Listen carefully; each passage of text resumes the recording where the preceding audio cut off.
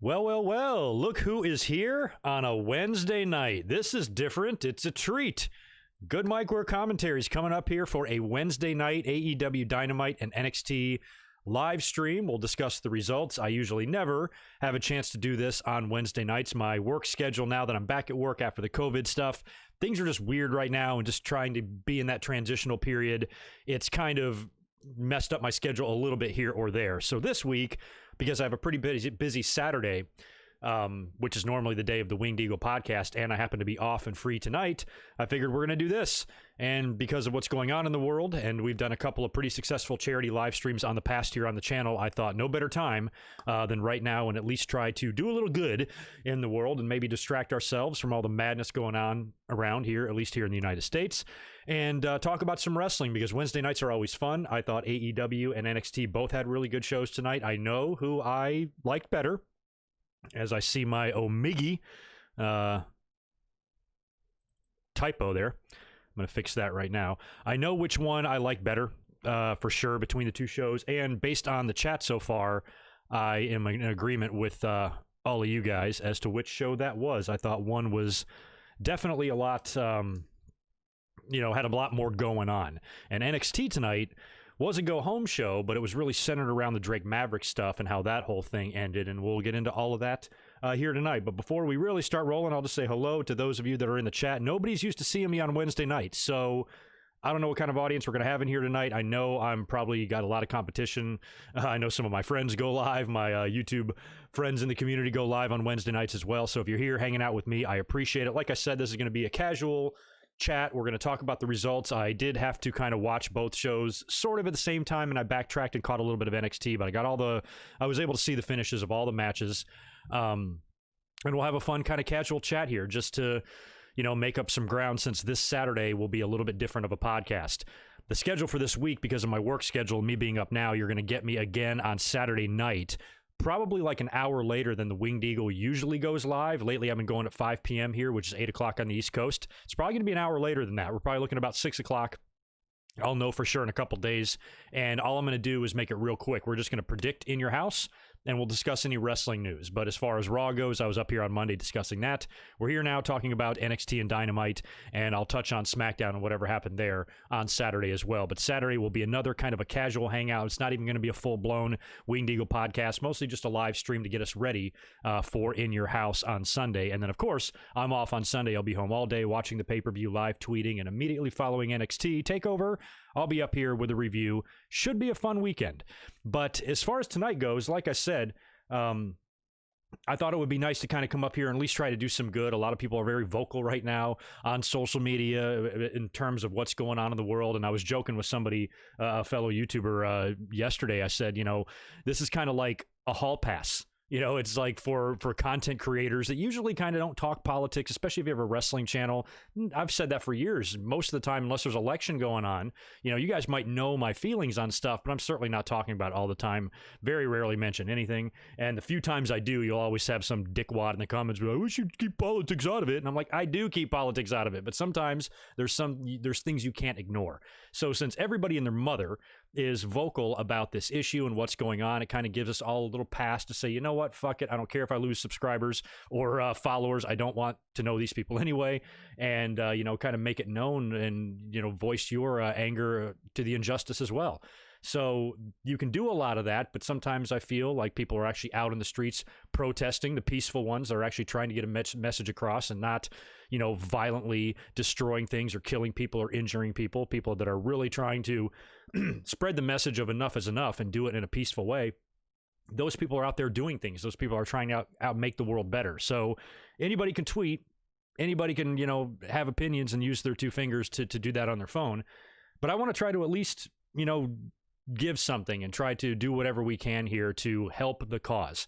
And like I said, a few months back when they were doing the Saudi Arabia shows and there was a controversy involved there, we did a live stream. We did a charity we donated everything to Sami Zayn's Sam's Foundation, which helps provide medical aid to a lot of the Syrian refugees and stuff. And then during the Australian wildfires that damn near murdered that continent and country, we did a live stream and donated to the Australian Red Cross. So considering what's going on out there in the world, and the clear message that's trying to be spread right now is that, God damn it, Black lives fucking matter. How hard is this to understand? It's constant. They're constantly being murdered, most of the time for no reason at all. And it's about time that people are standing up and saying something. So considering that's the big issue right now, that's the charity we're going to donate here tonight. So every single super chat and whatever I generate in the next couple of days and ad revenue off this video, I'll send it right over there. I'll post a picture of the screenshot of the receipt on social media once that's done. And I appreciate anybody that's going to hang out tonight and donate to the cause. You don't have to donate anything. You can just sit here and hang out and watch us and talk wrestling and chat about NXT and AEW. But if you want to, try to help out and do some good, feel free to send a super chat in, and it's all going to Black Lives Matter. It's all the least we can do. It's not going to be a lot. Shout out to Pete Dunne, who sold like $20,000 in t-shirts for this very same charity. So, we're on a much smaller scale than that, but the last couple of times we've done charities, they've worked out really well. So, crack open a cold one, sit back, chill out, and we'll chat some wrestling tonight. Pretty low audience in here so far, but my live streams are like Greg the Hammer Valentine. They start slow and then they just go crazy at the end. So we start with less than 100, we finish with 800. We'll see how it happens tonight by the time we sign off here. Before we start really getting into stuff, I want to shout out everybody here in the chat. Good to see the handful of you in here that are here right now, and a couple of super chats already rolling in. One from Nathan Hansen. Good to see you, my man. Thank you very much for the $2. Met Drake when he was spud. Glad he is going to be okay. Yeah, we're going to talk about that. I'm probably going to open with NXT because I think that was probably the biggest thing that happened across both shows. And, my thoughts on it. Extremely predictable. You kind of had this feeling right from the get-go that this was going to be it. I saw somebody on Twitter who was like, I told you. I'm like, well, fucking Helen Keller could see this coming. You're not a genius if you figured this out. So it's not really surprising, but I'm still a little bit on the fence about how I feel about them using things like this in storylines anyway, because, it really kind of clouds it. But we'll get into a lot of that here in a minute, Nathan, but thank you very much. Also want to shout out DM23. Appreciate the $10, man. Thank you so much. When your mom sees her 30-year-old son getting teary-eyed and seeing Drake sign his new contract, I'm a 30-year-old son. Ha, really cool moment. Met him with Triple H. Good match, good storytelling. I thought it was pulled off well, the ending spot, because a lot of this with Drake Maverick has been so heavily focused on him being so emotional. Even in the matches on TV, he has, because there's no audience, you can hear him wincing and just getting his fucking ass kicked every week. So he has really built up the sympathy for himself. I was kind of half-ass hoping that they might swerve us, because I mentioned in last week's podcast, I'm like, those masked kidnappers are out and about and trying to get to people. I still think Phantasma is going to have something to do with that. In the end, they're after him, but he might be the one behind it. I was like, but what if Drake Maverick was the one behind it? What if he was the one that, because he was going to lose his job, so he was going to kidnap and dispose of NXT wrestlers, maybe to open up a spot for him to come back in or something. So when the masked guys showed up in the main event tonight, I thought for sure that, maybe we're going to get some sort of a swerve, but it was still a cool moment. Like I said, we're going to talk all about that in just a second, the Drake Maverick stuff. But anywho, I also want to, you know what? Normally I put my notes over here on the screen so I can read them, and I haven't done that yet, but I do have a couple of other programming notes and a couple of other shout outs I want to make. Had a couple of really awesome messages this week, emails and stuff from everybody, who maybe been following me on social media or liked or appreciate what I said or anything like that. I got several messages, and I just want you all to know that I've read them all, and I very, very much appreciate it. And I also want to send a special shout out to Dre, who made a very generous Patreon donation, and he's going to have a live stream done this month, in the month of June. I'll have a date nailed down on that pretty soon, but we're going to talk about the territory days and talk about some of my favorite matches from, the NWA and AWA, and then territories that I never watched anything from, talk about some of their great moments as well. And also our friend Joey G, who has been absent for a while, dealing with boot camp, is back. He's made a return. He made a very generous PayPal donation as well, and his stream is going to be fun, and I'm going to try to get this done in the next couple of weeks. I just got to find a date, like whenever my work schedule permits. We'll set a date aside. We'll do it on a Saturday night, or maybe not Saturday, maybe a Sunday night that doesn't have a pay-per-view attached to it, maybe a Thursday, something like that. I'll let you guys know, but it's going to be on the Summer of Punk and the Money in the Bank 2011 pay-per-view, the Pipe Bomb, All that stuff we're going to talk about in a future live stream coming up right around Backlash time, probably like right after Backlash is when I'm going to do this one. And that's going to be fun because that was I was a fetus on YouTube at that time. I really wasn't even paying attention to it. I just moved to the West Coast about 6 months prior to that, 8 months prior to that. So I had just started a new job. So I had so many other things going on in my mind. YouTube at that time was an extreme hobby. I think I was absent for like 3 or 4 months at a time back then before I'd chime in with some 10 minutes of bullshit opinions. So YouTube was not a big deal to me, but I was doing it. And I remember when Punk did that, because I wasn't even in town. At that time, I wasn't even like watching Raw religiously. I was on summer vacation. I was in upstate New York in Cooperstown, where the Baseball Hall of Fame is, when CM Punk cut that pipe bomb. So I saw it, and I kind of had to familiarize myself with it and didn't really get to sit down and watch the entire thing unfold until I got home from vacation. And a few days later, I was finally able to get up a little something or other on YouTube about it. So that was a long, long time ago, coming up on 10 years now, about 9 years now, but 10 years next year. And that's going to be a fun one to talk about because I know a lot of you guys have fond memories of that time. And correct me if I'm wrong, I think that's the only WWE match that this John Cena and CM Punk match at Money in the Bank that Meltzer gave like a 5-star rating. So it's going to be fun for me to kind of go back and watch that again. And we'll talk about some of the mistakes they made along the way, too, in the summertime, by the time they got to SummerSlam, Kevin Nash's involvement, the Triple H feud and all that. So we'll talk a lot about that, but the Summer of Punk is coming up, and I think that'll be really fun. So keep a lookout for that on the channel next couple of weeks as well. Good to see you in here, Trey, and Martin Tomlinson, and Nathan, and Marcus, and Bo. How Wheezy, thanks for being a mod in here. Michael Cuomo, you too, my man. Big J, Tigerzilla, Sports Fanatic, Zane, Tim, right on. All right, so let's start rolling in to predictions, to results. I'm going to scroll down here and do NXT. Now, tonight I watched AEW live. That generally is what I do. It's been most Wednesdays. We have only watched NXT first maybe once or something. I think like the night that Rhea Ripley won the title and maybe another one. But for the most part, I still find AEW the more like overall fun wrestling atmosphere, you know, crazy shit going on, a little bit more just for the eye, I guess. So I always watch that one live and backtrack and watch NXT. So that's kind of what I did here. The show opened up with the match that I think was made last week because Jimmy Havoc and Kip Sabian won the deal where they became the new number one contenders or the current number one contenders to face Kenny and Paige this week on Dynamite for the title, and then the winner of this will go on to face Best Friends at Fyter Fest, which, incidentally, they have nailed down a date for this. They're not doing it on pay-per-view. They're going to do it on 2 consecutive Dynamites, July 1st and July 8th. So that's kind of good news because we don't have to worry about paying for it on pay-per-view, and you know, they're going to give it to us for free. They should spark some pretty good ratings for that, I think, when that finally happens.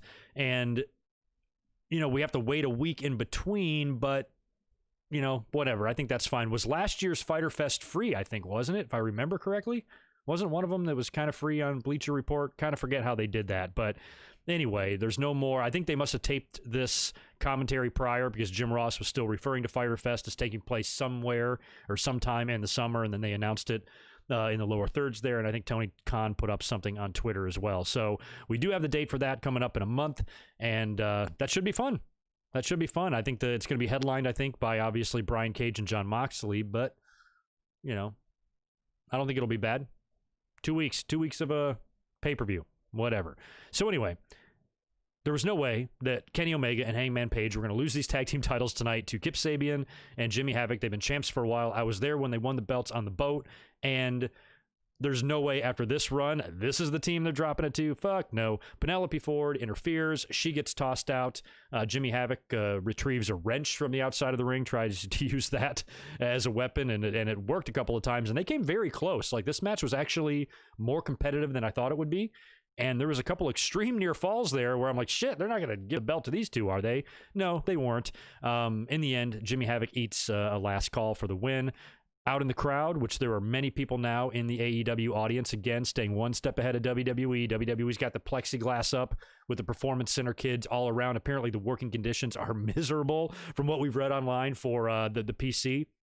But in AEW, there seems to be a lot more people there. You can hear a lot more noise now. It almost more resembles of like a studio wrestling show like the NWA would do, because you can hear the audience, and it's not just like 8 people anymore. Now there's probably 50 out there if you count some of the people in the background and the seats and all that shit. So I like the atmosphere a lot better in AEW. The plexiglass and then the people in the arena in WWE are better than what they did before, but still is not that wonderful.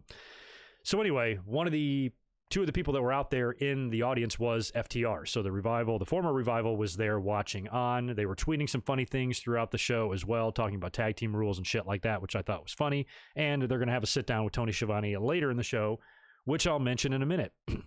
One part of the show that kind of confused me was what we saw between Tully Blanchard and Shawn Spears. Now, this was released on social media on Twitter. I saw it a couple days ago on Twitter, where Tully is like screaming and cutting an angry promo on Shawn Spears. And I was just speculating in my Marcus, thank you, man. I will do NXT predictions. They're coming Saturday night. Sorry, you just missed my whole spiel about what the schedule is. But yeah, Saturday night will be NXT predictions. But anyway, I just mentioned recently in one of my live streams that, Tully's been absent. They haven't even really mentioned him that much. And we've seen Shawn Spears do some other things on TV recently that's actually gotten him a little bit over with the audience, like the Shawn Spears Network and the news briefs that he's been doing. And that stuff's been slightly entertaining. And I've been saying to myself, good, because when he came in with a lot of fanfare and had the deal with Cody and all that. And then he really fizzled. Even when he joined up with Tully Blanchard, he fizzled. So now I feel like he's finally getting noticed again, getting a little bit of attention. And most of the fans don't even hate what he's doing. And now Tully Blanchard comes back and chews him out. Where was this 2 months ago? Tully's been off TV, but this whole deal with Spears, they seem to be all over the place here. They can't figure out what they want to do with this guy. He came in the way he did. Then he decided to take on, a manager in Tully Blanchard who can kind of, steer him in the right direction and be a mentor to him. And almost immediately that felt like it really wasn't working out that well. And then they went in the direction. Remember the tag team partner? What the hell happened to the tag team partner? It looked like they were saying, okay, maybe we don't have much for Shawn right now in the singles division. Let's put him with a partner, make him a tag team. I thought that's what they were going to do. And then that seemed to have been dropped. And then Spears starts acting, more like Randy Orton with the when he had the injury in 2003. With the little news updates there, and in a lot of his promos, he'd be doing a vignette, but then he'd also be in the front row of Dynamite, and in the vignette he had a beard, and in the front row he was clean shaven. So everything is just a mess. It's like been thrown in a washing machine and just jumbled up. And now it seems like the tag team thing might have been dropped, although they cut to Tully and Shawn entering like the back of a limo or something, and Tully Blanchard presents him with this nice box and he opens it up. Unfortunately, he was not presenting him with Marcellus Wallace's soul. Turns out to be a black glove. Don't know what the fuck that means. Blackjack Mulligan or, one of these guys back in the day that used to wear a black glove, Diesel. And he says, this is the answer or something. And Shawn puts it on. So I don't know if this is going to be a character change for him or if the black glove symbolizes this tag team partner that they were going to bring in at one point, or if it means something completely different. I don't know. I don't know what the hell a glove does, unless he's trying to be like Seth Rollins or something. And this is a fingerless glove, by the way. This looks like one of the Undertaker's punching gloves or something. So that whole thing was weird because it just seems like it's another direction that they've now gone in out of nowhere where you're like, what the fuck are they doing? So anyway, they've lost me. I just can't make heads or tails of what they want to do with him. And it's a little bit annoying. Not to shit, and I'm not shitting on AEW or anything, but I've never seen them. It seems like very WWE thing to do. To start something, stop it, start it again, change it, that sort of thing. And it feels like that's what's going on with Tully and Spears. So hopefully whatever this is, they stick with it, and it turns out to be pretty good. I like Shawn Spears. I don't want him to not succeed. And I like Tully Blanchard. Hell, the promo that Tully cut, it's good stuff. Yelling and screaming at Spears like that. So maybe they're getting a little bit more nonsense. Maybe they're going to say, we're going to start taking what we want around here, instead of, being the way we were before. Maybe that's what it means. Put this glove on, start knocking people's teeth in. If you're going to accomplish anything, that's going to be how you have to do it, I suppose. But that really wasn't Tully's style. Tully was never a punch your teeth in type of guy. Tully was cagey as hell, sneaky little bastard. So I don't know. I don't know what it means. Y'all's guess is as good as mine. Before I move on to the next segment, which was Brian Cage, I'm going to knock out a couple of these super chats real quick. And who is it from? Marcus, I got you a minute ago. Thank you again, brother, for the $2. I really appreciate it. And yeah, NXT predictions will be coming this Saturday, probably at 6 p.m. Pacific time. So that'll be 9 o'clock at night on the East Coast. And there's even a small chance it will be an hour longer than that. Depends on how I got to be at work all day on Saturday. So it just kind of depends on when I get home. And I throw it together, flip the switch, open a beer, and get here. But that'll be Saturday night. Kind of a really strange schedule this week. I apologize for the inconsistencies. And Michael Cuomo, always good to see you, man. Also a Patreon supporter as well. Thanks, dude, for the $5. Here's a unique accomplishment from The Undertaker. He, 1965, was the first to win the WWF title, and he was younger than WWF Championship. I know he was the youngest to win it at the time, when he won it from Hogan in Survivor Series. I'm pretty sure that when he won that, he was the youngest up until that point to win it.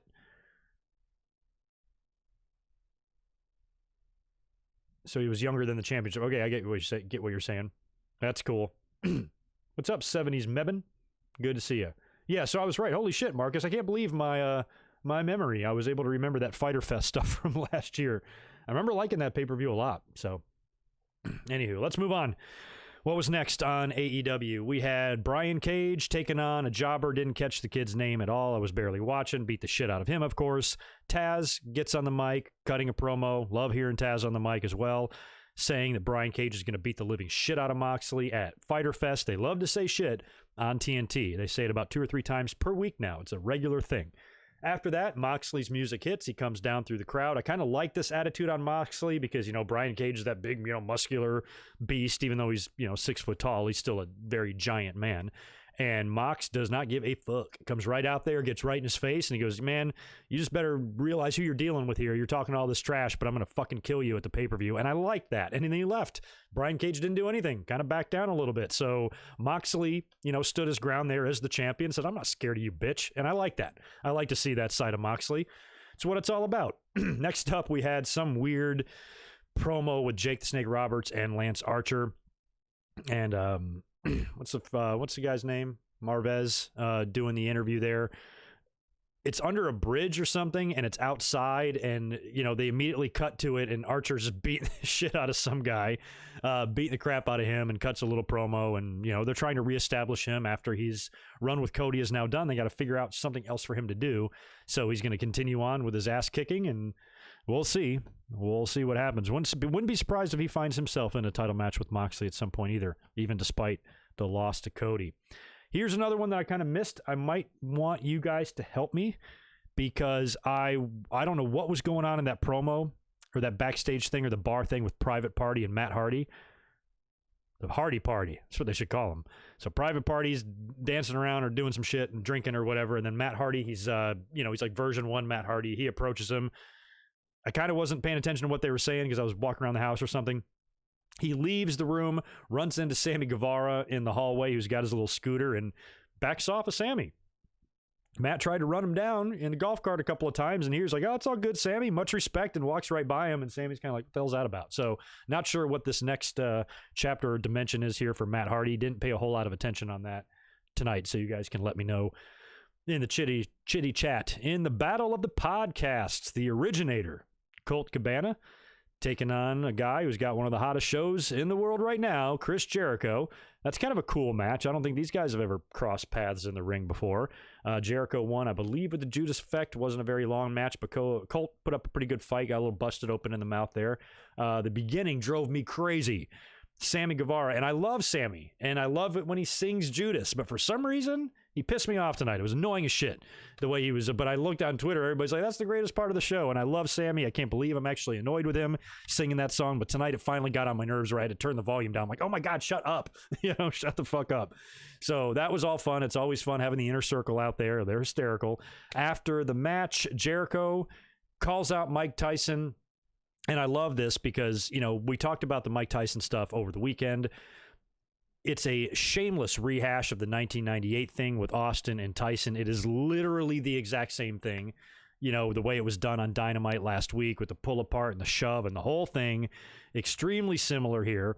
And now it seems like they're taking a page out of Jericho's book with Goldberg in WCW, because after the match, Jericho gets on the mic and he did exactly what he did back in the day with Greenberg. Remember, he would get on the mic on Nitro or Thunder or whatever, and he would say, Goldberg, I'm calling you out, but he knows Goldberg isn't there. So when Goldberg doesn't show up, he like counts him out, you know, and Jericho 1, Greenberg 0 or whatever. So this reminded me of that. Jericho calling out the baddest man on the planet. I want you in this ring right now. Come down here now, Mike Tyson, knowing full well he's not there. Instead, he gets Orange Cassidy, who's had some issues with the Inner Circle in the past couple of weeks anyway. And Orange walks right into the ring and right past the Inner Circle and then right out of the ring, and the best friends help him over the barricade there. And he kind of walks away totally unscathed. So that was kind of funny. I like that. And speaking of funny, Britt Baker, that was one of the funniest things I've ever seen, the whole training montage with her in the wheelchair. This is a great role for her to kind of be injured, because she's already kind of becoming that role model, conceited asshole. So now she's in the wheelchair and she's doing like fitness training and cross training, and she's got the weights and she's pulling the weight behind her in the wheelchair, and the trainer is there. And oh God, what else did they do? I saw her doing the things, and they did all sorts of shit. It was great. I would have loved to see more of that. I hope they do another one next week. And then she's got this big giant like golf cart. She calls it the Rolls Royce. And when she's the role model, it's ROLL. And so this thing is this big Rolls Royce golf cart thing with her throne. She's in it in a wheelchair, and that's where she sits at ringside and watches all the matches. So right after that, Nyla Rose is in action, taking on Big Swole. And Nyla, Jim Ross was pretty funny. He goes, I wouldn't want to be facing Nyla Rose this week, because you know she's pissed after dropping the belt. Hikaru Shida was actually at ringside for this as well. And again, much like the tag match earlier on, I was surprised this was as competitive as it was. I thought for sure Nyla would go out there and squash her. But Big Swole put up a pretty good fight. In the end, she lost.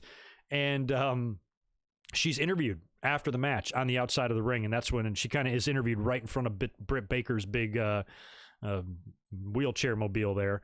So Baker kind of interrupts, and she tells whoever's driving it to back up and go and, you know, basically back up right into Big Swole. And she kind of threatens to run her over there. Swole retrieves a chair from underneath the ring. It's like, oh, hell no. And she comes after her, and Britt drives away. So that whole thing was pretty funny. I'm really liking what they're doing with Britt Baker. It's a lot of fun.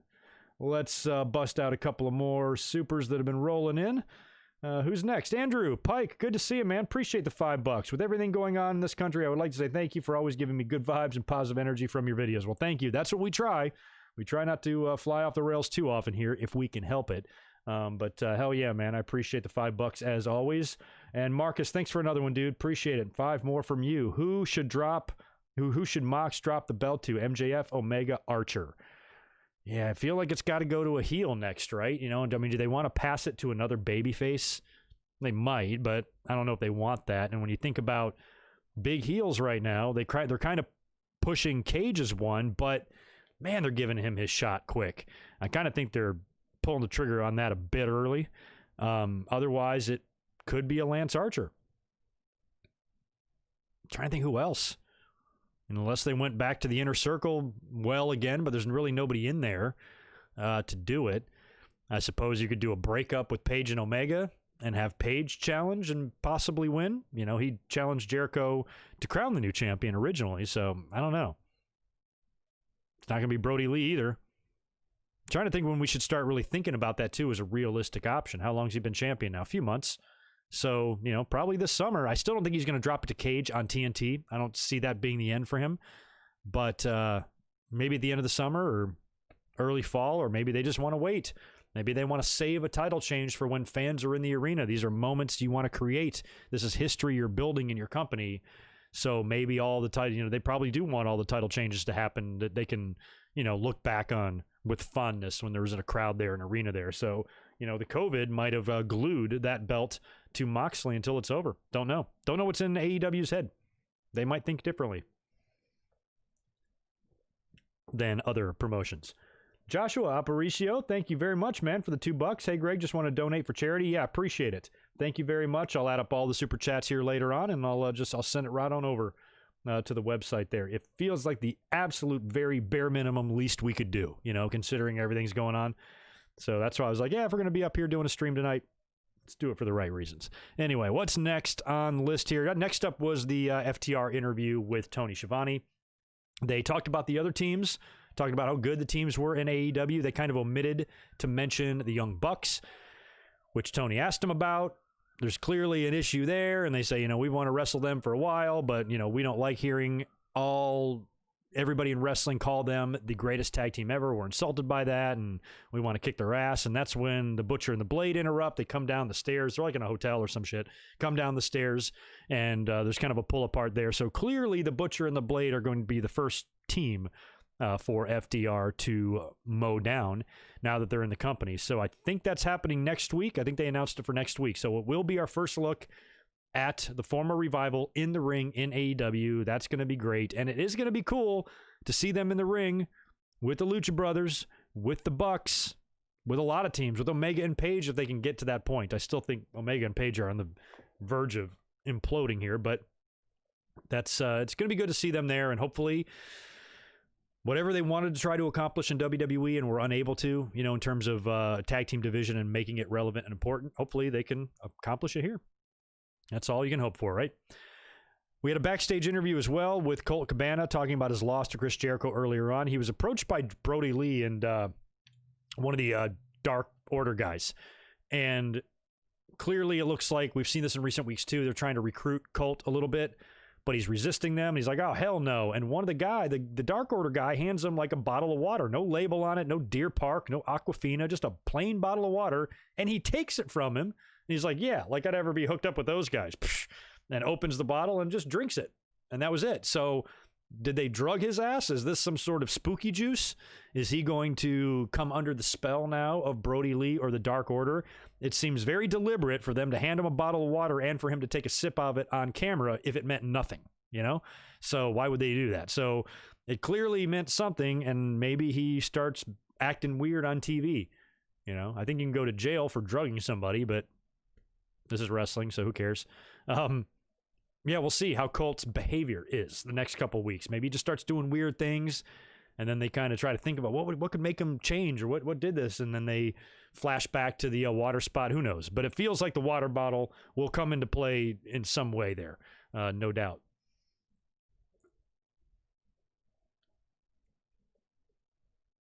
Yeah, thank you, Zane. I'll be hitting those super chats in just a minute. The final match of the night on AEW was, of course, the advertised TNT title match between Cody Rhodes and Jungle Boy. Now, much like the main event on NXT, which I'll talk about in a minute, this was predictable as hell. Loved Jungle Boy. Knew he would give Cody a good fight. I knew Jim Ross would call him Jungle Jack Perry 675 fucking times in this match, which he did. And Cody got busted open. Might have even been hard to tell. But he had a lot of crimson on his face. And in the end, in about maybe a 16-minute match or so, hits a beautiful looking gnarly crossroads onto Jungle Boy and gets the win and retains the title. Now, this match was really good. It was really fun, but did any of us expect a title switch here? Cody just won at the pay-per-view against Lance Archer, had the moment. The belt is still silver. The belt is not even complete yet. So them passing it here would have made no sense. There's just no way that Jungle Boy was going to win this. So to me, this was every bit as predictable, if not more so, than the Cruiserweight title match, because some of us were, I think the predictable part of the Cruiserweight title was that Drake Maverick was going to keep his job. But many thought that he was going to win it. So in a lot of ways, it was less predictable than this. But I still think overall, AEW gave me a better show. I picked NXT last week, but I liked AEW tonight, pretty much because neither show set the world on fire, in my opinion. Neither one were bad, but I think we've seen better from both. So in two, kind of so-so shows, I think AEW had the better so-so show. That's my opinion. But anyway, we'll move on to NXT now. But before we do, let me bust out a couple of more of these. Thank you very much, Justin, for that $2 and donating to the cause. Very much appreciate it. And Zane, good to see you again too, man. Thanks for the $5. What up, MicWork? Released WWE Superstars to Impact. Then what's with the free WWE Network version?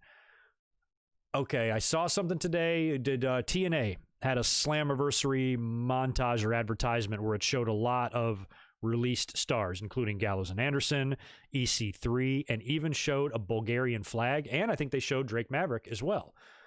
So they're teasing stuff there. And I've seen the advertisements now for the free version of the WWE Network. I'm curious how that looks. Those of you who look it up, I mean, I guess if it's free, I suppose I could look it up myself, but I have an account and I'm going to continue to pay for it. But it's interesting. I want the network to continue. I like the network. I feel like it's already just 6 years after its birth is obsolete already. And now they're giving away free versions of it. I don't know.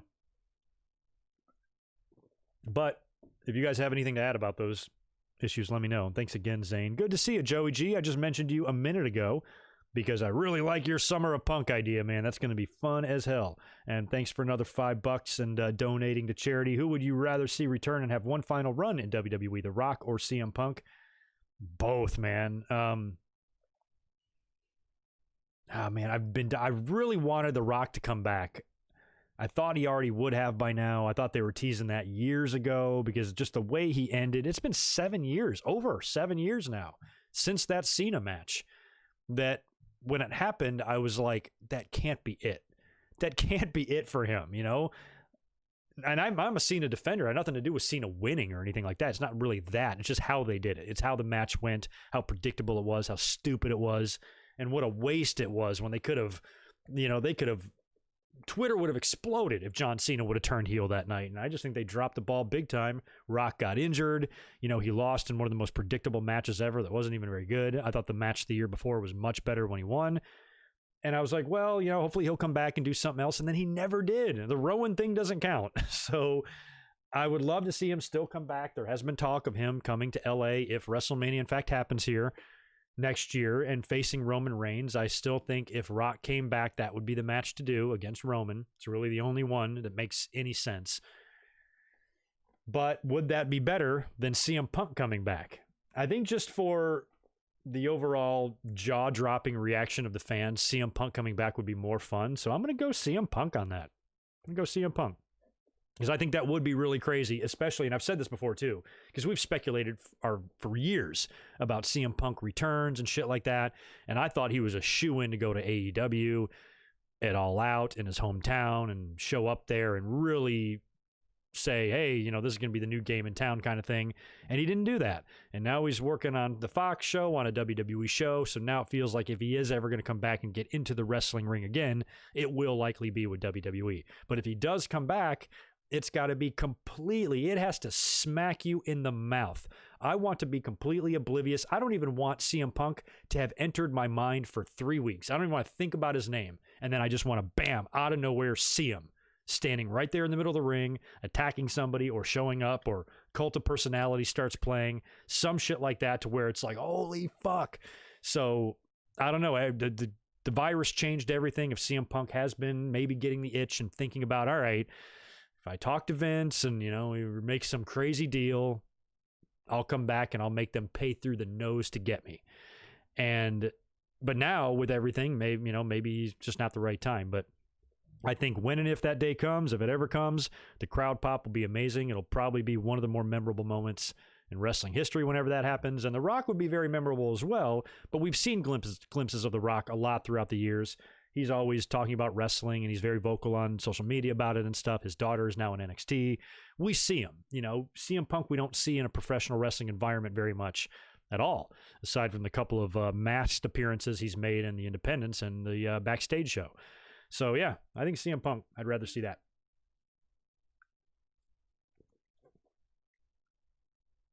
Yeah, I remember that, Victor. They talked about, I know it was discussed, the John Cena match against The Rock at WrestleMania 29. I know it was discussed to turn him heel. I just can't believe they didn't do it. I mean, maybe looking back, John Cena's happy he didn't because he really stayed true to his character this whole time. But man, think about it. And plus, another part of that WrestleMania 29 match that I thought was very important was the location. They're in New York. Those fans don't play. They don't play games. They will let you know if they hate you. And they will let you know if you're being lazy with your booking and shit. And that was the very definition of that. That's the main event of WrestleMania.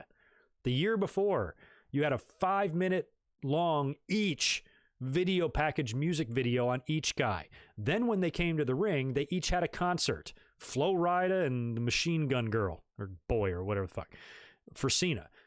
Their whole presentation of both guys just getting to the ring took 20 minutes each, before the match and the bell even rang. You fast forward one more year, I don't even remember what the semi-main event was, but whenever that match wrapped up and they cut back to the ring, you heard John Cena's music start, and he came down to the ring.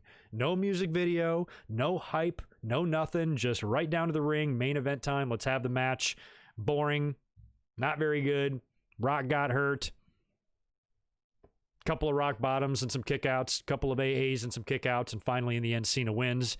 Handshake, show respect.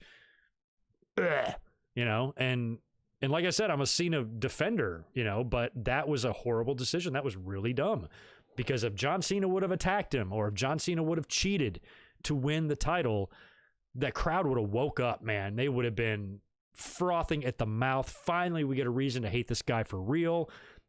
He beats the shit out of The Rock and sends him out of the WWE for a couple of years.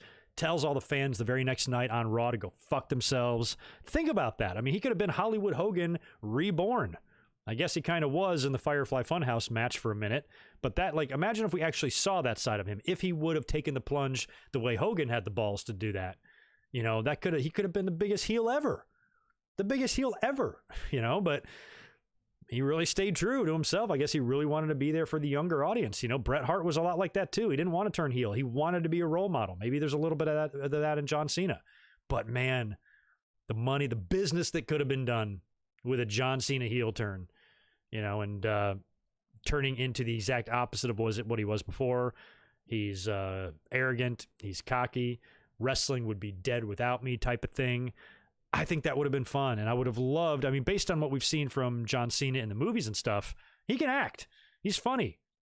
Believable at times. I never saw his Marine movies, but, if he tried to go out there and just be an asshole heel or something, I think he might be fun. And it would be a lot of fun to watch him get his ass kicked, right? So, yeah, I think they dropped the ball huge on that one, for sure. Yeah, and WrestleMania 28 was one of my favorite WrestleManias of all time, and WrestleMania 29 was one of my least favorite of all time. What a difference a year makes. Let's move on to NXT now. Let me peek over here. Oh, yeah, real low audience tonight, but, what you gonna do? Appreciate you guys that are in here hanging out with me tonight. And do me a favor, smash that thumbs up if you don't mind. Let's try to get these thumbs up, and up. And we'll get into NXT next, and then we'll close out with some final thoughts, and I'll probably get the hell out of here until Saturday night. Got some stuff. I got some exciting news too. I got to tell you guys about. He might be in here in the chat. I'm not sure, but my man Dan Price. Oh, I got a super chat from Dre as well. My man Dan Price, who's done a lot of logos for me out of the goodness of his heart, just sent me GoodMicWork logos and stuff, and I plugged him and his Instagram on the stream that I did, the Patreon stream I did a few days ago. So we got to talking, and his work is so good and impressive. I was like, hey, what if I hire you to do some GoodMicWork stuff and get some more logos and some more t-shirt designs and stuff? So that is currently in the works right now. I actually am going to have some really cool new logos or designs that I'm going to be using, and they'll be up on Pro Wrestling Tees very soon, so I know that'll make you very happy, How Wheezy. And we're just kind of tossing around a few ideas, and hopefully in the next few weeks some stuff will be available. So I'm really excited about that, to kind of upgrade a lot of that stuff, because I've been long overdue with that. And yeah, we're coming up with some ideas, so that's the plan going forward. And Dre, good to see you, man. I talked about you earlier on too. We're going to be doing your live stream this month in June, talking about the good old territory days. Always appreciate you, and thank you for $5 more, man, going to a good cause. How would you book Todd Pettengill winning the 24/7 championship at In Your House? Has that been talked about? Oh, that's a good idea. Well, I guess, yeah, R-Truth, there's no rule that he can't be there, right? Is a 24/7 title even an NXT thing? That would be pretty funny. I think that would be awesome. Maybe they can have... I don't know, maybe like a Todd Pettengill and R-Truth on the kickoff or something. Todd Pettengill is there because of his history within Your House, and I don't know why Truth would be there. And then maybe Todd does something and wins the title. That might be funny. I'd love to see a Todd Pettengill cameo at NXT In Your House if they called him.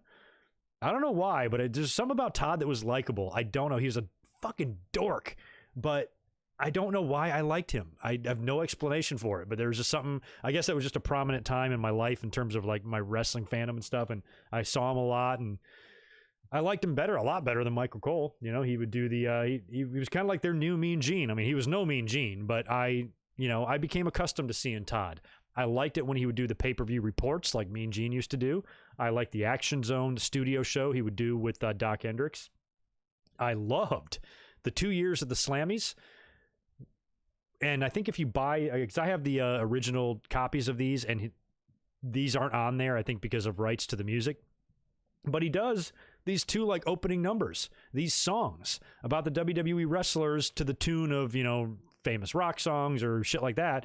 And they were both so good, so fucking good. So if you can get your hands or you can find those performances, look for them. I don't even think they'd be on the WWE network. They're probably edited out. So if you can find those, they're good. Todd had a likability to him, and Todd was funny and he was talented. He did a really good job with those. He wrote them and performed them, and the Toddster was the man. Zane, thank you for another one, man. Appreciate $5 more. The word was Rock never had gotten hurt. Had he never gotten hurt, it would have been the Rock and Lesnar at WrestleMania 30. I do remember that. I do remember the Rock and Lesnar rumors. I do. Yeah, Dre, you're probably right. I'm sure the 24/7 title can be defended anywhere because it's the 24/7 title. So yeah, that was kind of dumb of me to suggest otherwise, because if it can't be defended in NXT, then it's not 24/7. If it can be defended at a grocery store, it can be defended in NXT. So yeah, I guess I'm the dumb one there. I like your idea though. I'd be all for that. I don't know how I'd book it though. Probably the kickoff show thing. Anyway, let's move on to NXT now. We'll talk about what I saw here. I was kind of piecing this together as I went along, but I got a good idea for what we saw on the show. Show opened up with a ladies match. Candice LeRae taking on Mia Yim. They were fighting pretty hard, and because, of course, you know, we got the big feud going on right now between the Garganos and Mia and Keith Lee. Both ladies get counted out. They're brawling hard on the outside of the ring all the way up to the stage. They get counted out. All sorts of women come out here. Tegan is the first one to come out to get in Candice LeRae's face. She's followed by Raquel Gonzalez and Dakota Kai, who then attack Mia Yim. Shotzi Blackheart is out there. Huge brawl, huge pull apart. They kind of separate all the ladies, leaving Mia Yim and Candice to continue attacking each other. Johnny Gargano and Keith Lee both come out there to support their ladies, and that's when the ring announcer makes the announcement that William Regal has texted someone or something and said that there's now going to be a mixed tag team match. Go to a break, come back. We've got Gargano and Candice taking on Keith Lee and Mia Yim. Gargano was up. I think Keith Lee's about to attempt the spirit bomb on Johnny Gargano. He's got a set of keys. Didn't catch where he got those. He got a set of keys in his hand, and he just stabs Keith Lee right in the eye. He goes down. This allows Candice LeRae to wind up pinning Mia Yim for the win. Gargano snatches the North American title and celebrates with his wife on the stage there. So that match that's for the North American title is coming up this Sunday, Gargano and Keith Lee. And man, you talk about a size mismatch here between these guys. Basically, Keith Lee is defending the title against one of his legs. That's the size of Johnny Gargano here. And Keith Lee, to me, needs to run with this title for a while, but now he's defending it against Gargano, somebody that's kind of got a new attitude. He's got a new persona with his wife, and it's new. And adding a title belt for him to brag about seems like something they can do. There might even be some sort of an upset here. Now, given the fact that they won the mixed tag, when I do my predictions on Saturday, I'm probably going to predict Keith Lee, but I think Gargano at least has a chance to win the North American title because they're, you know, what they're doing with him storyline wise. But I also suppose that he could lose to Keith Lee, and if Velveteen Dream winds up beating Adam Cole, I know that match has already been filmed. I have no idea who won. If Velveteen is the new champion, then maybe Gargano would be the guy to take it from him in the future. Who knows? We'll see. Weird Dexter Lumis interview. His face reminded me a lot of Austin here. There's something very Stone Coldish about him. And the, whatever her name is, the little girl interviewing him, asks him, who does he think is going to win the NXT title match between Adam Cole and Velveteen Dream? And he goes off camera for a minute, comes back and has like a little artistic tripod and a little canvas there and some paper and just starts drawing shit. And I don't know, I fast forwarded through. I don't know if they came back from the break and he had some completed picture there. That's the last I saw of it. So whatever he drew there, I have no idea. Good singles match between Isaiah Swerve Scott and Tony Nese. Scott got the victory there. Breezango has returned. They were in a triple threat #1 contenders tag team match taking on the Undisputed Era and Oni Lorcan and Danny Burch. And the winners are the new number one contenders, and they won. So Breezango is now going to be getting a title shot. I think it in your house. Did they announce where that was going to happen? I guess it's going to be in your house. Not sure. So anyway, look out Imperium. We had Santana Garrett defeating Aaliyah. Not been a good week for Robert Stone, and I want to apologize. Last week on Saturday during the podcast when I was talking about last week's NXT, I completely missed, and I don't know how, I completely missed the segment of Chelsea Green firing Robert Stone. I had no idea of that until somebody mentioned it to me on Saturday in the chat. And I'm like, oh, what the hell? So I don't know how I didn't see that. I saw it, I saw it later on a couple days ago when I looked it up. And I'm like, oh, I don't know how I missed that. So he hasn't had a good week. He's out at ringside because he's kind of backing up Aaliyah as well. His hair's a mess and he's all fucking disheveled. And Santana Garrett, who I love, picked up the win here. So that was kind of cool. Stone looks dejected. Not a good week for him. No, I wasn't into this gimmick at all anyway. I thought it was stupid. So maybe they realize that too, and they're going to put him in a different direction, have him do something else, or maybe he'll just find a new batch of women to represent, because I think the reason they had Chelsea do that to him, because that's why it caught me off guard, because just a week before they did the big the vignette by the pool and Chelsea's in a bikini and he's talking about how great she is, so there didn't seem to be any dissension there, and then she fires him, and now word on the street is that Chelsea Green is going to be heading to the main roster along with Matt Riddle, who's already there. Dominic Dijakovic is on his way up as well, maybe a couple of others. So that seems to be the reason why Chelsea Green gave the boot to Robert Stone, and things are only getting worse for him, and I don't know where it's going to go after this. Who knows? Yeah, Tiger, I can see Gargano winning it in a sketchy way. That's why I was thinking that Keith Lee could really be in jeopardy here. But I'm always like, we've been watching wrestling for so long, it always seems like, not all the time, but most of the time, if you're in a feud and you've got a big match at a pay-per-view, and then you face your opponent in some match prior to that, or if you're in a segment with him and you either kick his ass or you beat him in a match or you do something to get the last word, I feel like a lot of times that's a sign that you're not going to win at the pay-per-view. So I think if Keith Lee was going to drop the belt on Sunday, he would have pinned Johnny Gargano in this match, So I feel like it went that way. So the fact that the Garganos got the win in the tag, I think Keith Lee will retain somehow. But Gargano's also, being used as a pretty big heel in the company, so I can see him winning there. That's why I was speculating that maybe, they just keep Keith Lee rolling. He can beat Gargano clean, which some people might say Gargano would take a step back. I don't. Like I said, he's the size of Keith Lee's leg. It's not out of the realm of possibility that Keith Lee could beat this guy. You know what I mean? So if he beats him and he beats him clean and beats him decisively, and then Gargano in the future goes on to win the NXT title, that might all work out in the long run. Who knows? But yeah, I kind of agree with you. I think it's possible for sure. We had Cameron Grimes taking on Bronson Reed. Grimes got the victory here. They see, he's got a match on the horizon with Finn Balor, which should be fun. So this is a little tune-up for him. He won after the match. Karrion Kross showed up and attacked Bronson Reed, assumingly just to send a message to Tommaso Ciampa. And that's going to be a really interesting match. That might be the one I'm looking forward to the most, just because, it's predictable. Killer Kross or Karrion Kross is going to kill him. I know that, but Ciampa is usually a guy that's not to be trifled with. So I think the booking here is going to be interesting, because if Karrion Kross goes in there, and like I said last week, I don't think by any stretch of the imagination this is going to be a squash. No, it's not. But I think it's going to be a decisive win, like Brock Lesnar and The Rock in SummerSlam 2002. That was not a squash by any means, but Brock beat him bad. He put him down and down hard, kind of thing, to where, when he covered him after that F5, there was no doubt he was getting that 3 count kind of thing. So that's the type of match I think we're going to see here. Competitive, where Ciampa, has Karrion Kross on the ropes a little bit, but in the end, Karrion's putting him down with his finisher and pinning him 1, 2, 3.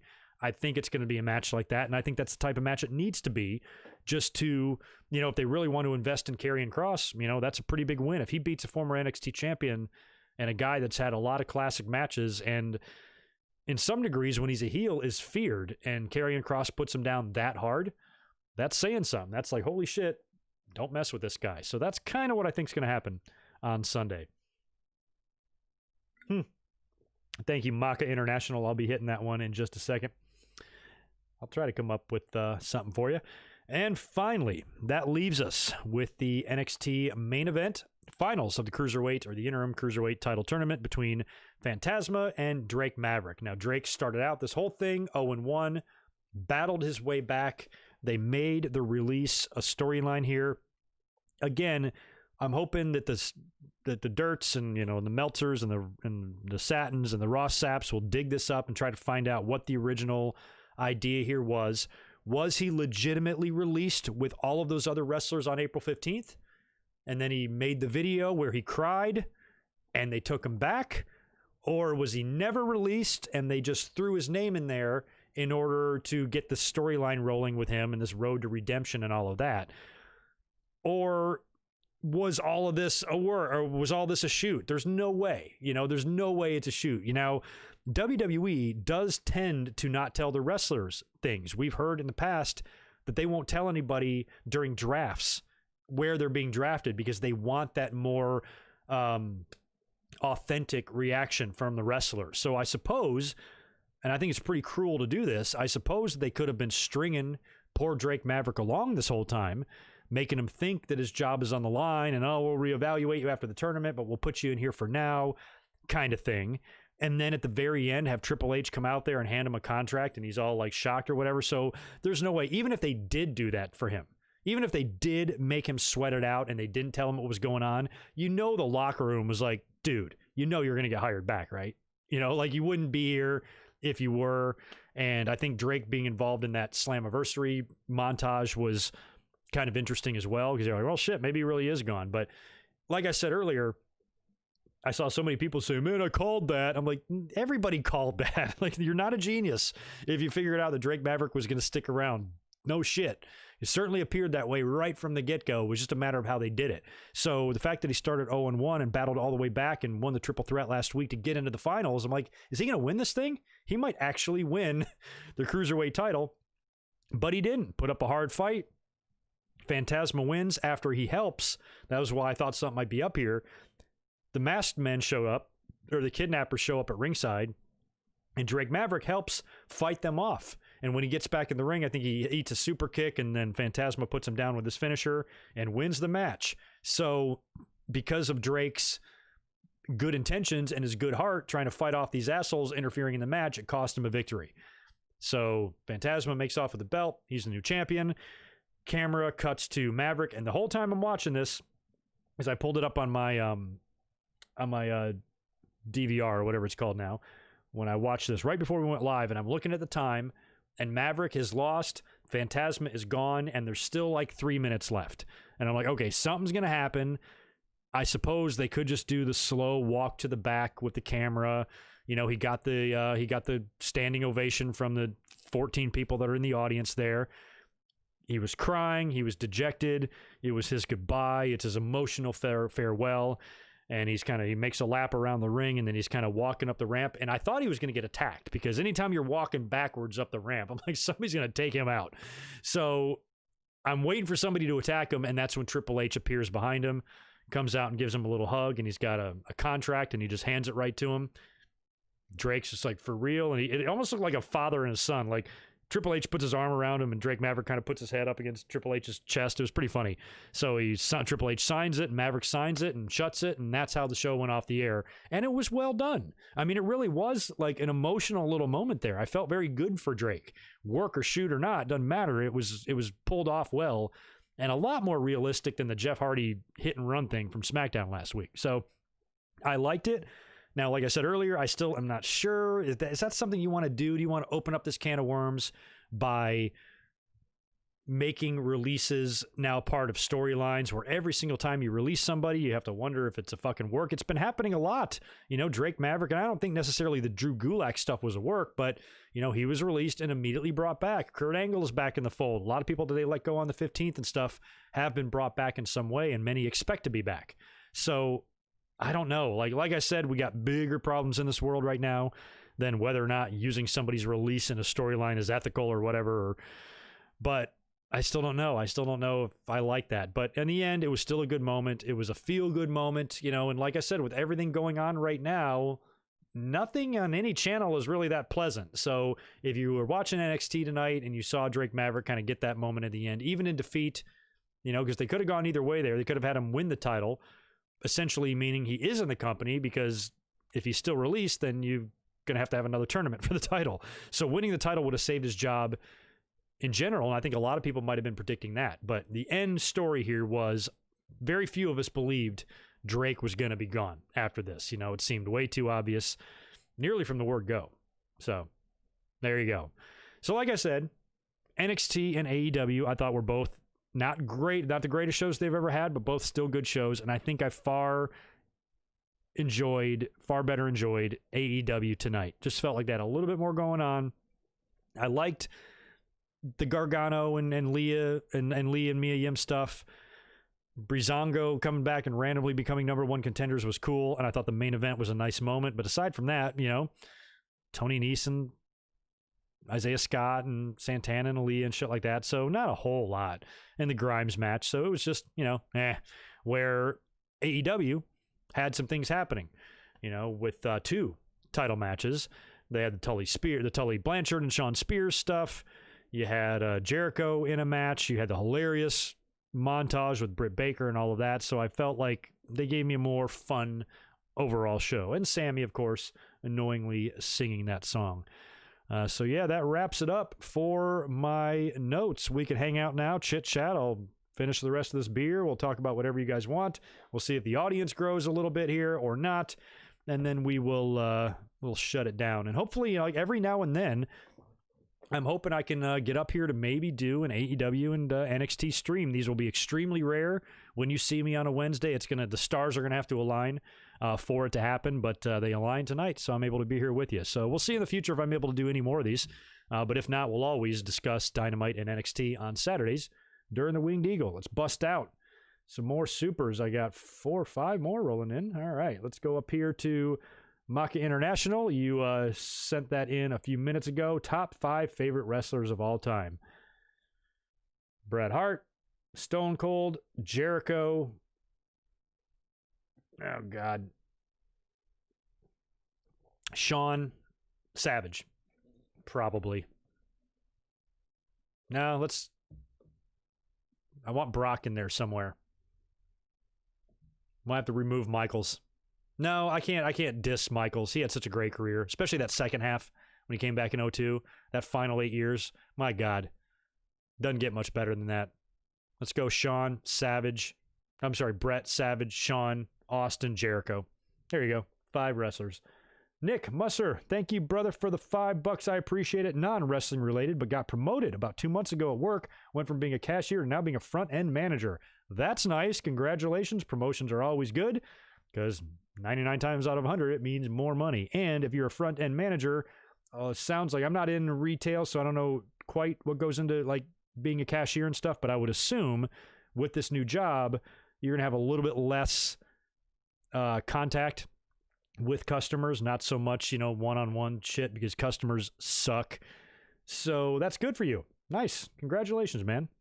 And Chris Ludecki, I appreciate it. Thank you very much for the $5 as well. Better no holds barred match, Kevin Nash versus Bret Hart at Survivor Series at 95, or I'm assuming 95, or HBK Nash at In Your House. Oh God, now you're making me pick. I'm a big fan of that Bret and Nash match, man. I really am. But if you're, they're different. They're different. They both had interesting things happening. They're very similar in a lot of ways too. Both had a table bump.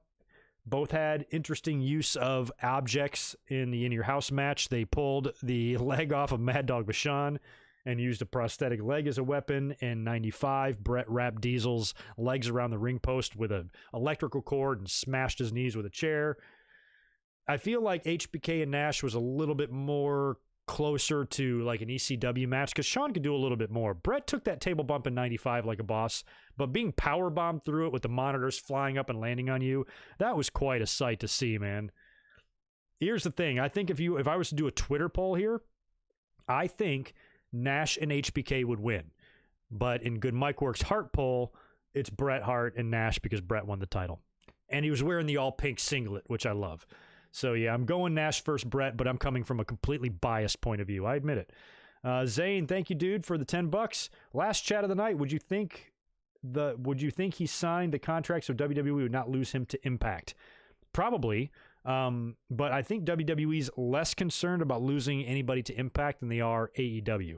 I don't think WWE gives a shit about Impact, but I think they know. I mean, Drake has got a job anywhere. To us, it just didn't seem like he wanted to go anywhere. When he posted that social media video of him crying with a WWE shirt on, I'm like, this guy doesn't want to go back to TNA. He doesn't want back to being Spud. He doesn't want to go to AEW. He wants to stay where he is. So I think it might. I don't know if it was a pity rehire or what, but it got him back. I don't think that they would be terribly concerned about losing people to Impact right now, where we are in the landscape of wrestling. But WWE tends to not like to lose anybody, but that kind of changed with the virus.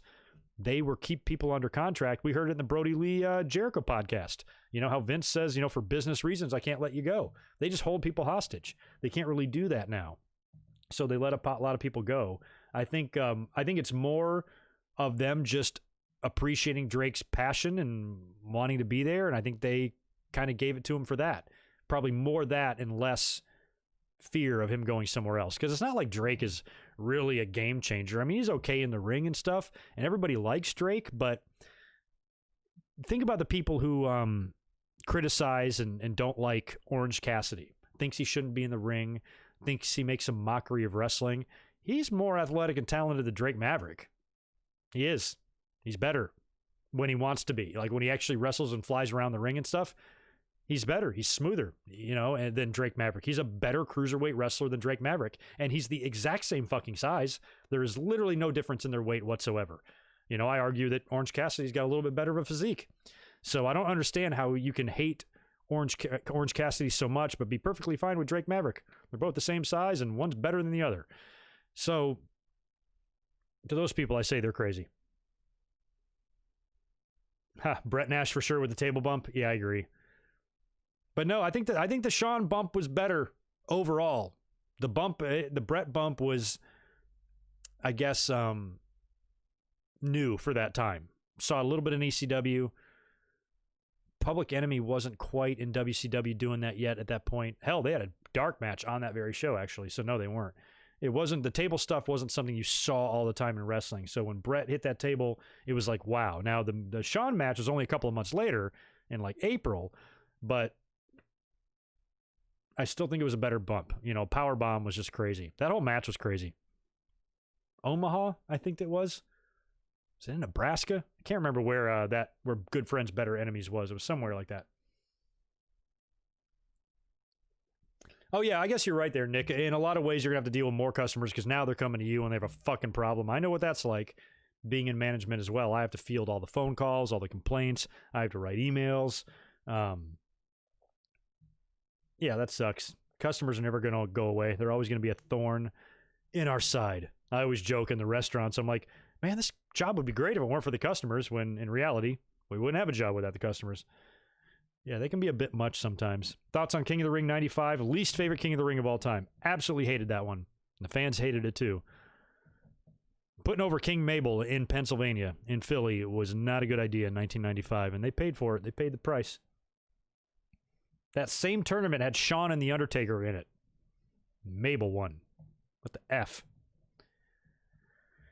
Midwest Goon, you didn't watch a lick of wrestling tonight. What did I miss? I just talked about it. Talked about both shows. Just scroll back about an hour, and you'll hear me start things off with AEW. And then we finish up with NXT. I talked about all the matches and a lot of the potential outcomes. We're going to see it in your house. And Fyter Fest, we got into all of it. So check it out, Goon. Thank you, Marcus, for $5 more. I appreciate it. If Brett stuck around for WrestleMania 14, would you have done Austin versus Brett rematch? Is Owen Hart versus Kurt Angle the new Brett versus Tom McGee? Yeah, because that match did happen, right? There's an Owen Hart and Angle dark match or something, or house show match, right? It might be, because, I mean, you think about that.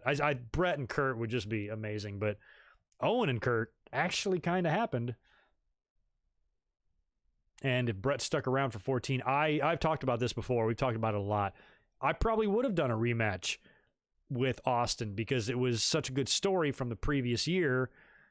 the bloodbath and all of that, and Brett winning and Austin kind of going good and turning babyface, and then the whole year goes by, they find themselves in the ring together again in the main event, and this is your launching of Austin. I would have loved to see that, and I think they probably would have. But where does that leave Shawn? Shawn wouldn't have just sat back and been cool with it. He would have demanded a piece of that pie or something like that. So and another thing we have to think about around that time, when Shawn got hurt in the casket match, blew out his back, and was out for 4 years, he was only able to wrestle that Mania match. What if he never got hurt? What if Shawn never got hurt and Austin became the champion, and we would have had to worry about Shawn Michaels' political bullshit trying to get that belt back to himself? Fucking with Vince, sabotaging Austin behind the scenes. He probably would have done it because he was still dickhead Shawn at that point. It would have been brave because Austin would have whooped his ass if he did, but it would have been interesting to see how Steve's title run would have gone if you still had a political figure like Shawn there fucking your shit up. So the fact that Shawn left, probably really helped Austin be able to be the man to carry the torch without worrying about Vince having to pass the torch around and shit. And then if Brett would have stayed as well, Brett's got a lot of that in him too. So Austin trying to navigate a title run with Brett and Shawn both there pulling their political shit and their egos, Brett and Austin might have not remained the friends that they did, because Brett would have wanted the belt back too at some point, and it. So yeah, it would have been a whole different looking game had things gone differently in 1998. Oh, man. Worst year in wrestling history. I'm going 94 on that one. Or no, 95. I think 95 was worse than 94. Because 94 had some good pay-per-views. WrestleMania 10 and SummerSlam were good. And I think Survivor Series and Rumble in 94 were okay. Not great, but okay. But I really enjoyed the SummerSlam 94 show. Big cage match. And then WrestleMania 10 is one of my favorites of all time. The same cannot be said for 1995. WrestleMania 11 sucked. Royal Rumble 95 sucked. Their roster was so depleted, and they had such little talent in 1995 that they had to shorten the Rumble entrance to a minute so they could just get in there quickly, because they had so many just random people in that Rumble. There was only 2 or 3 real legitimate possibilities for the winner: Lex Luger, Shawn Michaels, and probably Davey Boy or Owen, maybe. Other than that, it was like Shawn all the way. So that pay-per-view sucked. SummerSlam was horrible. King of the Ring was horrible. Finally, they got it right at the end of the year at Survivor Series in 95 and at the In Your House with the Bulldog Brett match. But every pay-per-view literally leading up to that was not good. A couple of the In Your Houses were okay. The first one was okay. The second one was pretty good with the Lumberjack match and the Shawn Jarrett IC match. But all in all, 95 was a shit year for pay-per-views. Another terrible In Your House in October, Winnipeg. Davey and Diesel, I think, was the main event. Shawn handed over the title after the Marine whipped his ass the night before. That was a pretty bad one. And the month before that was the big Triple Crown match where the IC, World, and Tag Team titles were all defended in the same match. But Owen missed it because I think Oge was being born, or Athena. One of his 2 kids was being born, and he missed the show and he came in very late. And Davey replaced him. So, yeah, 95, man, all the way. Ugh, terrible show. Yeah, Shawn pulled his politics on Vader, too, and derailed his stuff. That would have been Vader and Shawn at Survivor Series. I liked Sid, though. I didn't really hate the way it happened, but I hated the way he did that to Vader. He was such a prick back then.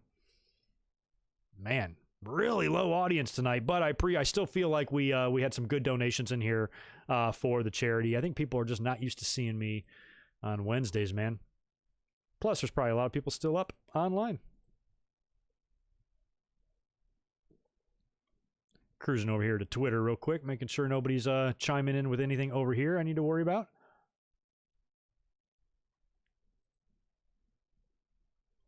It looks like some pictures backstage of Maverick and Triple H. Yeah, Twitter is not the funnest place to be right now, so I don't want to hang out there too long right now. I just want to make sure nobody was chiming in with anything.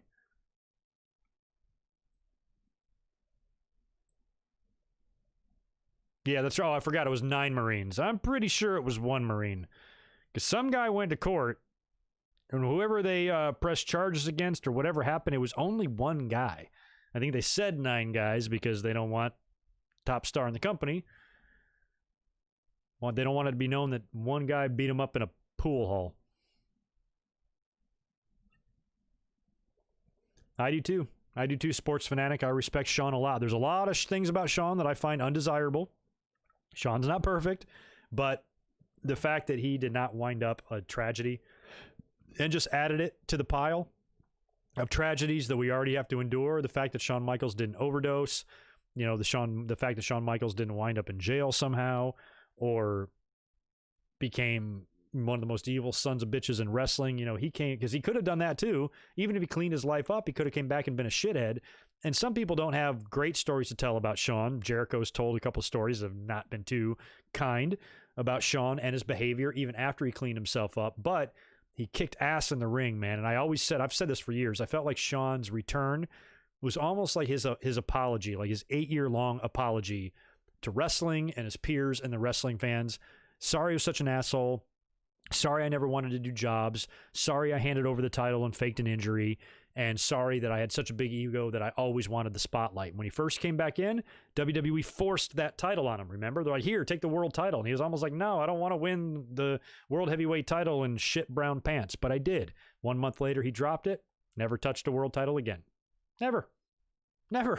He just wrestled for 8 years in great storylines, great shit, and never had a taste of the title again. Took on Cena at WrestleMania and lost.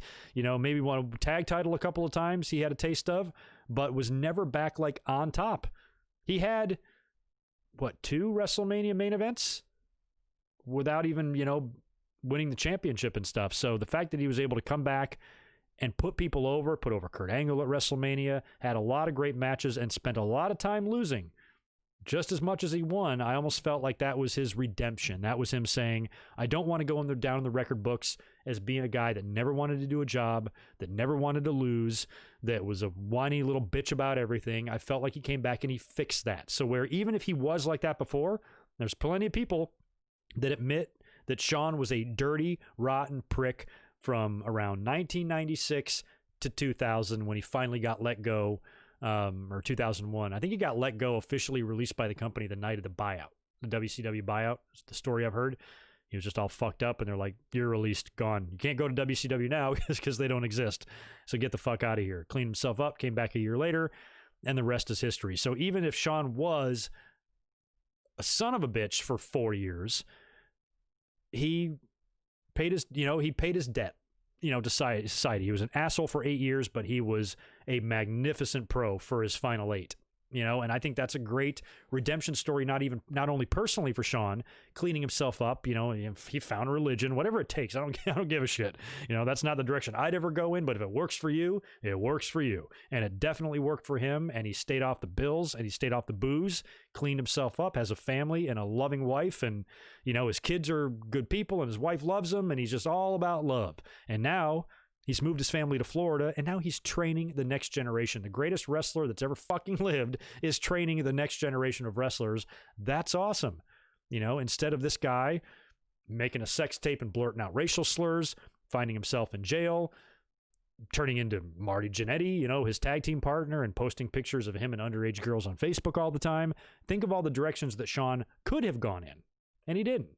So I might think Shawn's a shithead for hunting animals and and some of the crazy ass beliefs he probably has in his head, and I'm certain I probably don't see eye to eye to him with politically on anything. I would almost bet my nuts on that.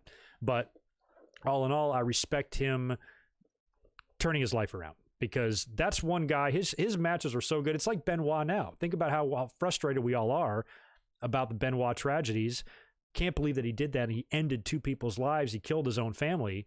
But also from a wrestling fan standpoint, like, he was so good in the ring, and it's like you almost feel dirty about watching his matches or something. You can still watch him. I can still watch a Benoit match and I'm fine, but you'll never be able to not think about what he did. It's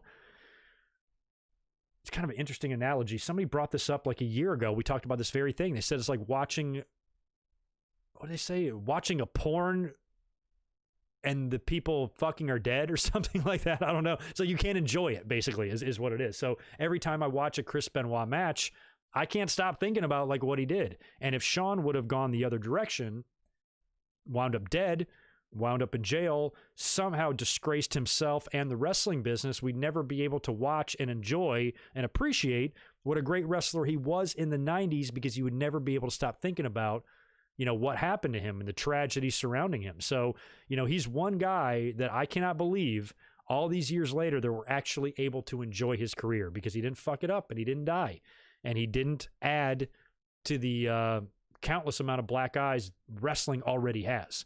So in that respect, I respect Shawn Michaels, and I'm glad that he turned himself around. It's a relief, because he really was the Michael Jordan. You know, there's a lot of different criteria that goes into what makes the greatest wrestler of all time. You know, because some people, you can have an argument for Hogan, even though he couldn't wrestle his way out of a paper bag unless he was in Japan. He could a little. Other than that, you know, he seemed lost in there, you know, and, you know, Rock and Austin, all these guys were great, but were they the best wrestler? Who knows? How do you judge it? Is it best in the ring? Is it overall biggest star? Is it the biggest pop? Who sold the most merch? Whatever it is. But I think from a pure talent perspective, and just being able to put on consistent matches more than anybody else, I think Shawn is the greatest in the ring. Talented in the ring, can put on the best matches. He's Michael Jordan. You know, is he the most charismatic? Did he sell the most t-shirts? No. But he's the Michael Jordan inside the ring. That's the way I've always felt about Shawn. And I like to be able to appreciate that and reflect on that without having to be reminded of some horrible tragedy. So, you know, that's a selfish way to look at it, because I'm looking at it from a wrestling fan's point of view. I just want to enjoy the work that Shawn Michaels did, and now I feel like I can, because he didn't turn himself into Marty Jannetty. And that's awesome.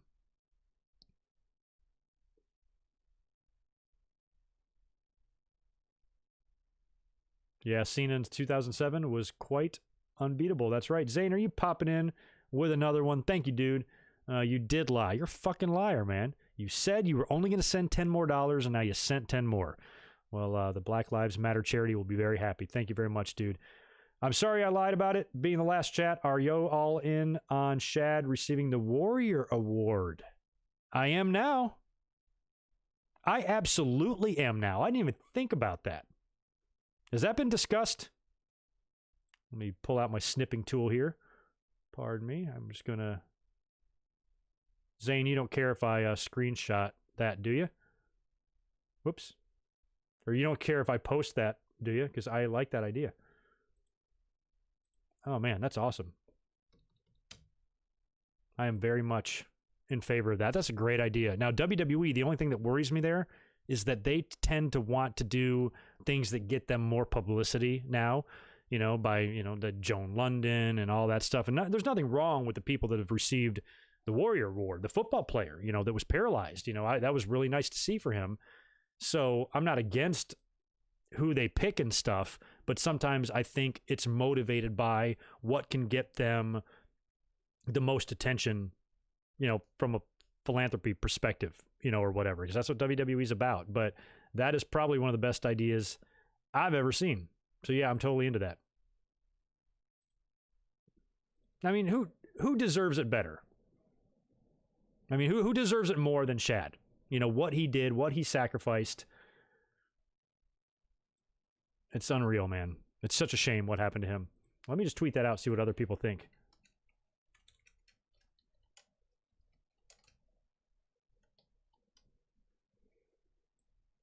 Yeah, be something nice. The Warrior is no saint, but the Warrior Award has been going to some pretty good causes and stuff, and I think the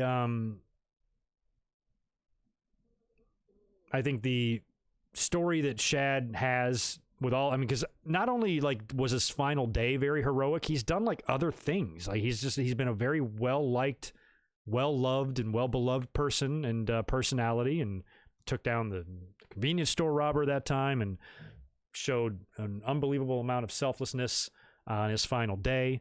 And it was a very tragic end for him, and everybody loved him. And a lot of money has been raised for his family. They've done a lot, sold a lot of those T-shirts on Collar and Elbow. The GoFundMe went way over what their initial goal was, likely partly in part to John Cena dropping 40 G's. We put some money into that from the Good MicWork family here to do what we can to support his family. He would be my number one, man. Absolutely. Love that idea. No more deserving than him.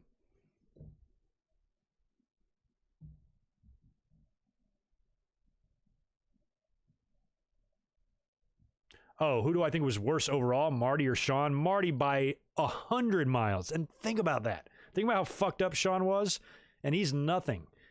He is a little tiny innocent 5-year-old pure baby compared to Marty Jannetty. Marty Jannetty is so out of control. So out of control. I have no respect for Marty at all. We've talked plenty about Marty throughout the years.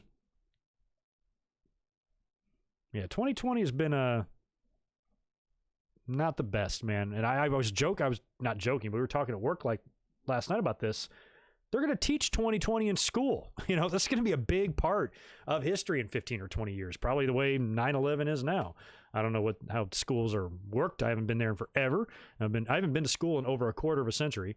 But you know, I would assume this is something that's going to be talked about, the great, you know, the great fuck up of 2020, the great cluster fuck of 2020. It's like literally one thing after another. Everything was fine to start the year. You know, didn't seem to have any problems. You kind of heard about the coronavirus stuff on the news a little bit. I went on the Jericho cruise. The Royal Rumble was a great pay-per-view. And then bam, you know, Kobe Bryant dies on the same day. And then the virus becomes a little bit more serious. Had a couple of other, you know, needless deaths in between there as well. And then the entire world goes on lockdown in every country. The grocery stores are bare, no paper towels, no meat, no milk, no, you know, nothing. You know, we're all freaking out. Are we going to fucking die? Is this the apocalypse? You know, and then, you know, we're starting to, you know, it's like somebody gave us CPR and the world is slowly starting to breathe again, easing its way back into reopening businesses. And during the pandemic, you had people protesting, thinking that their freedom was threatened because they had to wear a fucking mask. You know, you ever been into a convenience store? No shirt? No shoes, no service. Just add mask. Done. Your imaginary bullshit American freedom is not being threatened because you're mildly inconvenienced with a fucking mask on your face. And that was like the big problem. Oh my God, we can't go bowling, so we want to fucking protest. So that's going on, and that's a fucking mess and nasty. And then, you know, yet another cop just brutally murders a black man, something that we've seen time and time again. It's not disputed. It's not a controversial issue. It happened. It's on film. And I remember years ago, maybe 5 or 6 years ago, and I don't remember the gentleman's name, but there was the footage of the guy, big black guy, running away from a police officer, and he just unloads 9 bullets in his back as he's running, puts him down, kills him. And I remember that was all over the news, and it was like being so heavily debated on social media. I'm like, there's nothing to debate here. There's no but. Well, he was running away, you know, and I understand even as a cop, if you feel like you have to fire your piece and stop him, I guess do it. If you fire it one time, you hit him in the back, you go through an organ, he dies, it sucks, you're going to be ridiculed for that, I'm sure, but it doesn't look like so blatant, look like blatant murder. When you unload 9 bullets into somebody's back as they're running away, that's murder. You were shooting to kill. You weren't shooting to neutralize. You weren't shooting to stop him. You were shooting to kill him. And if you're a cop, I assume you go to those little gun ranges and do target practice. Can't shoot him in the leg to stop him. Shoot him in the leg, cuff him, throw him in the car, get him to jail. Or maybe the hospital first. You know, like I can almost like understand that from a police perspective. You know, and we don't know what was going on before it happened. There was obviously a tussle and a struggle. He got away from the cop and ran away. Deserves to be arrested for that. Deserves to be charged for that. Might have to go to jail for that. But he didn't deserve 9 bullets in the back. You know, and I remember that being such a hot topic of discussion. You know, and people were all like uppity and, you know, defending the police and stuff. I'm like, that cop shot him 9 fucking times. You know, what are you not getting here? That's murder. And it happens time and time again, over and over, constantly seeing this shit happen. And now the latest one, when you pair it with the pandemic, you got people in their homes. They're already restless. You know, we've already had protests, you know, from people who are mad that they can't go to TGI Fridays, you know, so everybody's upset. A lot of people are unemployed, a lot of uncertainty, just a lot of unrest in general. And then this happens. And fucking all hell broke loose. We still have a virus. The virus is losing in the news. What's the saying? It blew a 28-3 lead to racism. And racism is now the forefront. All of a sudden, now there's no virus anymore. People are out protesting, some with masks, some without. But they're there because they are fed up. Shit is getting vandalized, shit is getting burned down, and I'll never condone that. I think the message gets lost when you start just vandalizing shit. And I don't like any vandalism at all. I was like, but there might have been a part of me that wasn't shedding any tears when the police department in Minnesota burned down, and I agree, maybe I'm a shithead for that. So I can't be okay with one part of violence and be not okay with another. Another. You got to be against it across the board. But sometimes I feel like we tried the peaceful route and look what fucking happened. So the fact that this has happened, I think a lot of people are just fed up. So that's why we want to do the stream here tonight. I'm like, at least just to try to donate to the cause, just try to do something to better the situation that doesn't involve yelling, screaming, violence, arguing, shit like that. And it's just kind of a mess here now. We're a couple of months away from an election. And like I said at the beginning of the show here, we were joking because this whole situation has kind of given content creators and shit kind of a hall pass. Everybody's talking about this stuff. Everybody's being political right now. When it all dies down and goes away, we'll go back to normal here on this channel. But there are some issues that you just simply cannot ignore. And you can't be scared to not say something, worry that you're going to lose subscribers or lose followers. You can't be scared to do that, because that's silly. I don't give a shit what anybody thinks or anything like that. So if, I don't ever feel like I'm unreasonable ever, even if you don't agree with my political opinions, I don't think I'm being unreasonable. I think I have very good reason to be upset at the political situation in this country and the absolute moron that's in charge that embarrasses himself on an hourly basis. And you just have, blind faith in him, no matter how dumb he looks, no matter how dumb he sounds, no matter what fucked up thing he does, you will have people that will literally say, oh, he didn't mean what he said. The president that everybody voted for because he speaks his mind, we're now saying he didn't mean what he said after we just heard him say it. That's literally the job of the Trump supporter now, is to go on social media and tell everybody that he didn't say what we just heard him say. And he's a piece of shit. And he needs to go. Republican or conservative, it doesn't matter. Or a Democrat or Republican, it does not matter. If any Democrat was in the office acting this crazy, I'd want them the fuck out of there too. So he's not helping. He's making an even bigger division. He hid in his bunker and turned off the lights. And, imagine if Obama ever had to go in that bunker, even for 5 minutes. Imagine the obnoxious douchebag Trump would be online. Oh, bunkers are for losers, fucking loser. And he just go on and on and on. The country is literally on fire. There's so much unrest. There's so much uncertainty. And this fucking giant gelatinous hippo thinks he's doing a great job. He has not once stopped patting himself on the back. He has not once stopped making it about him. He has not once stopped worrying about how all of this is going to affect him. The only person in the world that he cares about at all is himself. Not the black lives, not the white lives. He doesn't care. No lives matter to him. Not just black lives. I know Trump doesn't give a shit about black people, but honestly, I don't think he gives a shit about white people either. And the only reason he's been doing these stupid photo ops in front of the church where they tear gassed and rubber bulleted the crowd out of there just so he could stand there with a book that he's never opened and hold it up, like an idiot. And then he does the other one, the most creepiest picture I've ever seen in my life of him standing in the Catholic Church with Melania. They're just sitting there. He's got that constipated baby look on his face. And I'm like, how transparent is this? The only people that are going to look at this and say, wow, what a great leader, God bless him, are the fucking honey boo-boos living in dear shit Alabama. He's starting to get turned on by his own people now. How he ever got the evangelical vote, I have no idea. He's the least Christian person that has ever lived. Even that batshit crazy evangelical little hobbit, Joe Robertson or whatever his name, Pat Robertson, even he's condemning Trump. He said what he did was not cool.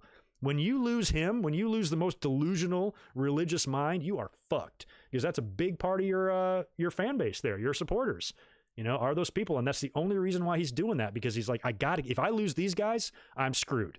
So I got to take as many pictures in front of a church, because so many people in this country meld God and country together, which to me makes no sense. They act like God was born in Tulsa, Oklahoma, and he was born on top of an American flag and buried in one. That's what they think. Like there's literally like God, there's always, God with an American flag in the background. Does this sound like anything that the Jesus that you read about would want? Does this really sound like anything he would want, that the humans on this planet would divide up the earth into all these different little sections and they would then kill each other over power? And there's people that are, going to war that are truly believing they're dying for God and doing what God wants. Is that really what they think? Because that's not good. It's not what's that's just an unhealthy, warped sense of reality. And I don't like any of that. None of the God and country should not have anything to do with each other at all, literally at all. That wall that separates church and state needs to remain there and remain untouched. If that's the wall we need, fuck the one going across the border that I live right in the neighborhood of that we don't need. Build a wall between church and state. It's the only wall that we need. And I swear, if we have that, you'll see a lot less of this crazy shit that you see in the world right now. But it's got everybody pissed, and it's got, this fellow, George Floyd, losing his life like this really could be a game changer. He could change the world with this death, because I've never seen it, to this degree.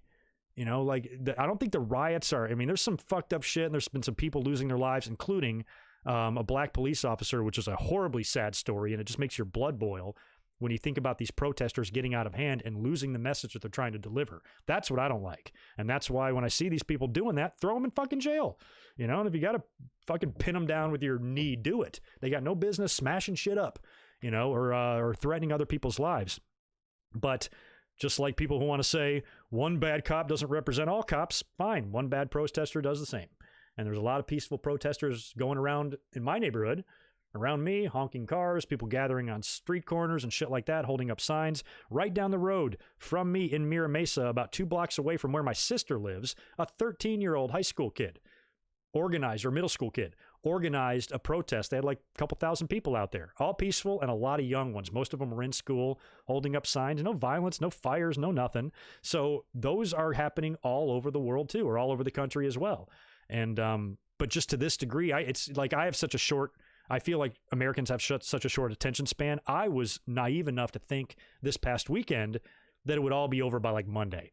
I'm like, all right, people are going to protest hard Saturday and Sunday, and they'll lose interest in it by Monday, is kind of what I thought in my head. And that was a silly thing to think, because they haven't stopped and they're going. And so that's why I think, this shit with George Floyd could turn out to be a very significant situation, the day where everybody said, fuck this, enough is enough. It's been too many times. It's been on camera. You guys have been proven murderers. And that's what happens when everybody's walking around with a camera in their pocket. Said that on Saturday. Imagine if we had one of these. Imagine if we had one of these phones in the 60s, in the 70s, in the 80s. Think about the shit that would be caught on camera. We don't want to know. It would be ugly. It would make you lose faith in humanity real quick. And considering where we are in modern times, it sure doesn't look like it out on the streets, but I feel like we're probably the least racist as a human race as we've ever been. But we're still pretty goddamn racist, and it exists here hard in this country. And I've talked to several friends, talking on text messages and stuff, and people say like it's a controversial subject and it's a touchy issue. Why? Why the fuck is racism controversial? Why is it a touchy subject? Racism shouldn't be a touchy subject at all, but it somehow is, only in this country. And it's sad what's happening. I really wish that. It's summertime across most of this country too. We need to get over this virus and get over all this hate and all of this unrest. And we finally need to start having some true leadership in this world as well. And if this kid's death wound up getting Trump out of office, to me, it's still not worth it. Nobody deserves to die for something like this. But I also believe that this might be finally the straw that broke the camel's back. Think about the last 4 years. Think about the dumpster fire that we have been in ever since that dumb slogan came across the front of that red hat. The opposite of that happened. Make America great again. First of all, that implies we're not great, which I thought goes against the patriotic rule book. And second of all, no, you haven't done it. You have not done everything he promised. I'm going to make America great. It's going to be me. I'm the greatest person that's ever lived. I'm going to do it because I'm great. That's essentially what he said. And he did the exact opposite. Now we're 4 months away from the next election, and the country is burning down. Good job with that slogan. Really came through. Drain the swamp. You are the swamp, motherfucker. So now that all this has happened, how in the world can this dude win? And that's the thing. I want to choose my words carefully there, because I was an idiot in 2016. I was convinced that Trump was so in over his head and so out of his league and has got no business and no qualifications whatsoever to do this job at all. The least qualified person of all the candidates on both sides of the party, all the Republican candidates, the Ben Carsons and the Cruzes and all those people, and everybody on the Democrats, the Bernies and the Hillarys, of all of them, Trump was the least qualified to do the job, and he won. So who am I to say there's no way he's going to win? Because I said that in 2016, and he fucking won. So this time, though, it's like he's even got his own church people turning on him. They're like, they can see through him. Remember that time he was asked about the Bible by those reporters? They're like, you want to talk about, like, what do you like about the Bible? Well, the Bible's very important to me. It's very important to me. Like, you want to, like, share a verse with us or something you look to for inspiration? No. You just got to know the Bible's very important to me. And, well, which, were you more of an Old Testament person or a New Testament? Probably both. It's just a very good book. It's a very special book. I talk about my book a lot, how it's my second favorite book. Like, he would not answer the question. You want to know why? Because he doesn't know shit about that stuff. And there are people in this country that think Jesus literally put Trump on this earth to be president. That's a whole level of stupid that I can't even fathom. But they exist, and they think that. And to watch him do these photo ops with that Bible that looked more out of place in his hand than anything I can imagine, and then the one with Meliana today, or whatever, like, how can you look at that and say, oh, I feel secure with him? So I'm just looking at it from a common sense point of view. I think that in order for him to win this election, more people are going to have to vote for him than they did last time, and that seems like a virtual impossibility. I think there's a lot more people that are going to say, I voted for Trump, but I kind of regret that. There's going to be more of those people than the people that said, I didn't vote for Trump, but he convinced me that he's a good president, so I'm going to vote for him next time. There's probably 3 of those people, where there's probably hundreds of thousands on the other side. So you're going to have your hardcores, people that plaster their cars and Trump shit to own the libs. Like that's what they think. They don't give a shit about the country. They don't give a shit about what's best for America. They want to plaster all that Trump shit just so they can anger people that they don't know. Like, if I'm driving behind you in a car and I see all that shit over your car, I am going to assume that a complete imbecile is behind the wheel there. I'm not going to assume a regular, rational, functioning brain is operating that car. So if anything, you're not owning a lib. You're telling me that you're an idiot is all you're doing. So I think there's way too much of that in politics anyway, along with sports. Sometimes logic gets in the way to where I did that as a kid. I've talked about that. I grew up a Pistons fan, and I used to say, Michael Jordan sucks. Think how stupid I have to be to say that with a straight face. Michael Jordan sucks. No, he doesn't. So a lot of times people don't care what the truth is. They want to win against the people on the other side. Nobody cares. These conservatives don't give a shit about the country. No matter how much they say it, and no matter how much they jerk off and jizz into an American flag, they are full of shit. They don't care about anything except sticking it to the other people and be able to put all their shit on social media and laugh at the other side for losing and owning the libs and all. That's all they care about. That's all they care about. Where I feel like some people there really vote against their interests more. A lot of people do that, but I think more on the conservative side, I think they tend to vote against their interests more than anybody else. Especially like in the areas of poverty, in these, the places in the deep South, with these trailer parks just, full of poor white people that could probably benefit from a Democratic president's policies. But they won't do it because they're clinging to that gun and they're clinging to their Bible. And the conservatives have made these people believe that if a Democrat wins, he's going to take your gun away. They actually think their guns are going to be taken away. This is what they believe. Now, one Democratic Obama, nobody had ever had any intention at all ever of taking anyone's guns away. That was never in the plan. That was never a thing. But these people believe it because they got a 4th grade education and they're missing about half of their digits and their chiclets in their mouth. And they're banging the farm animal out in the backyard, and they think that, so they're like, we need a president that likes God and they'll let me keep my gun. Joe Biden likes guns, or Joe Biden likes God, and he'll let you keep his gun. You can keep it. He's not going to take it from you. So they rely so heavily on the massively misinformed that many of these people would benefit if that person that they worship didn't win. And that's just like kind of the frustrating thing. I'm like, if only these people knew, if they really knew, instead of listening to Sean Hannity or fucking Bill O'Reilly, who just fucking takes them by the hand and leads them down a road of, untruths, misinformation, and just flat out lies. And then they do it. And then they go to the polls and they vote, and it's going to fuck them over in the long run. So, there's too many issues right now to like care too much. Trump is a president like Trump is probably good for the economy and stuff. And the economy is a very important thing. We want a good economy in this world. Okay. I'm not saying we don't, but there's so much other like unrest. He brings so much division. And then he claims that the division is coming on the other side. That's the funniest part. This guy that constantly goes on TV and on Twitter and insults people and calls them morons and low IQ individuals and has some sort of shitty nickname for any political rival that he has. He talks like he's 4 fucking years old, and then he claims that the libs are trying to divide everybody. No, bitch, you're dividing people with this type of stuff. Like speaking like Biff Tannen from the Back to the Future movies. Is that who we want as a leader? A child? A petulant moron? A kid who can't control his emotions? A guy that, acts like he's literally in high school. He cannot be insulted without going on a fucking Twitter rampage, all capital letters, misspelled, sentence fragments. It's literally like the act of a crazy person. People are all like, oh, Joe Biden can't win. He's losing his mind. He's got a hell of a lot more of a mind than this fucking guy. Joe Biden could not have a brain. He could have a toaster inside of his skull, and I'd still vote for him because he's still more capable, than him. And I think he does bring a lot of division, I'd be fine. Like, I'd compromise, man. It's not even about Republican or Democrat at this point.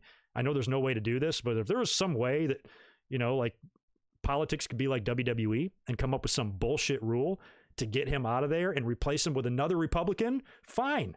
I'm always going to disagree with any conservative's policies, but I'm going to rarely feel like they are a truly evil man who I think is a detriment to the country and is damaging to society and everything. I might disagree with their policies and I might not like anything they do, but I'm never going to consider them to be a true evil. Trump, I feel like, is a true evil. He is as evil as they come.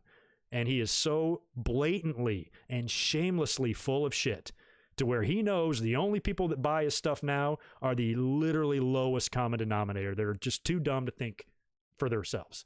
Anybody else, I've seen a lot of people too. I've seen a lot of people that say, I'm conservative, but I've been criticizing Trump, because even I can't admit that this is good, kind of thing. So that's what I'm saying. There's a lot of those type of people.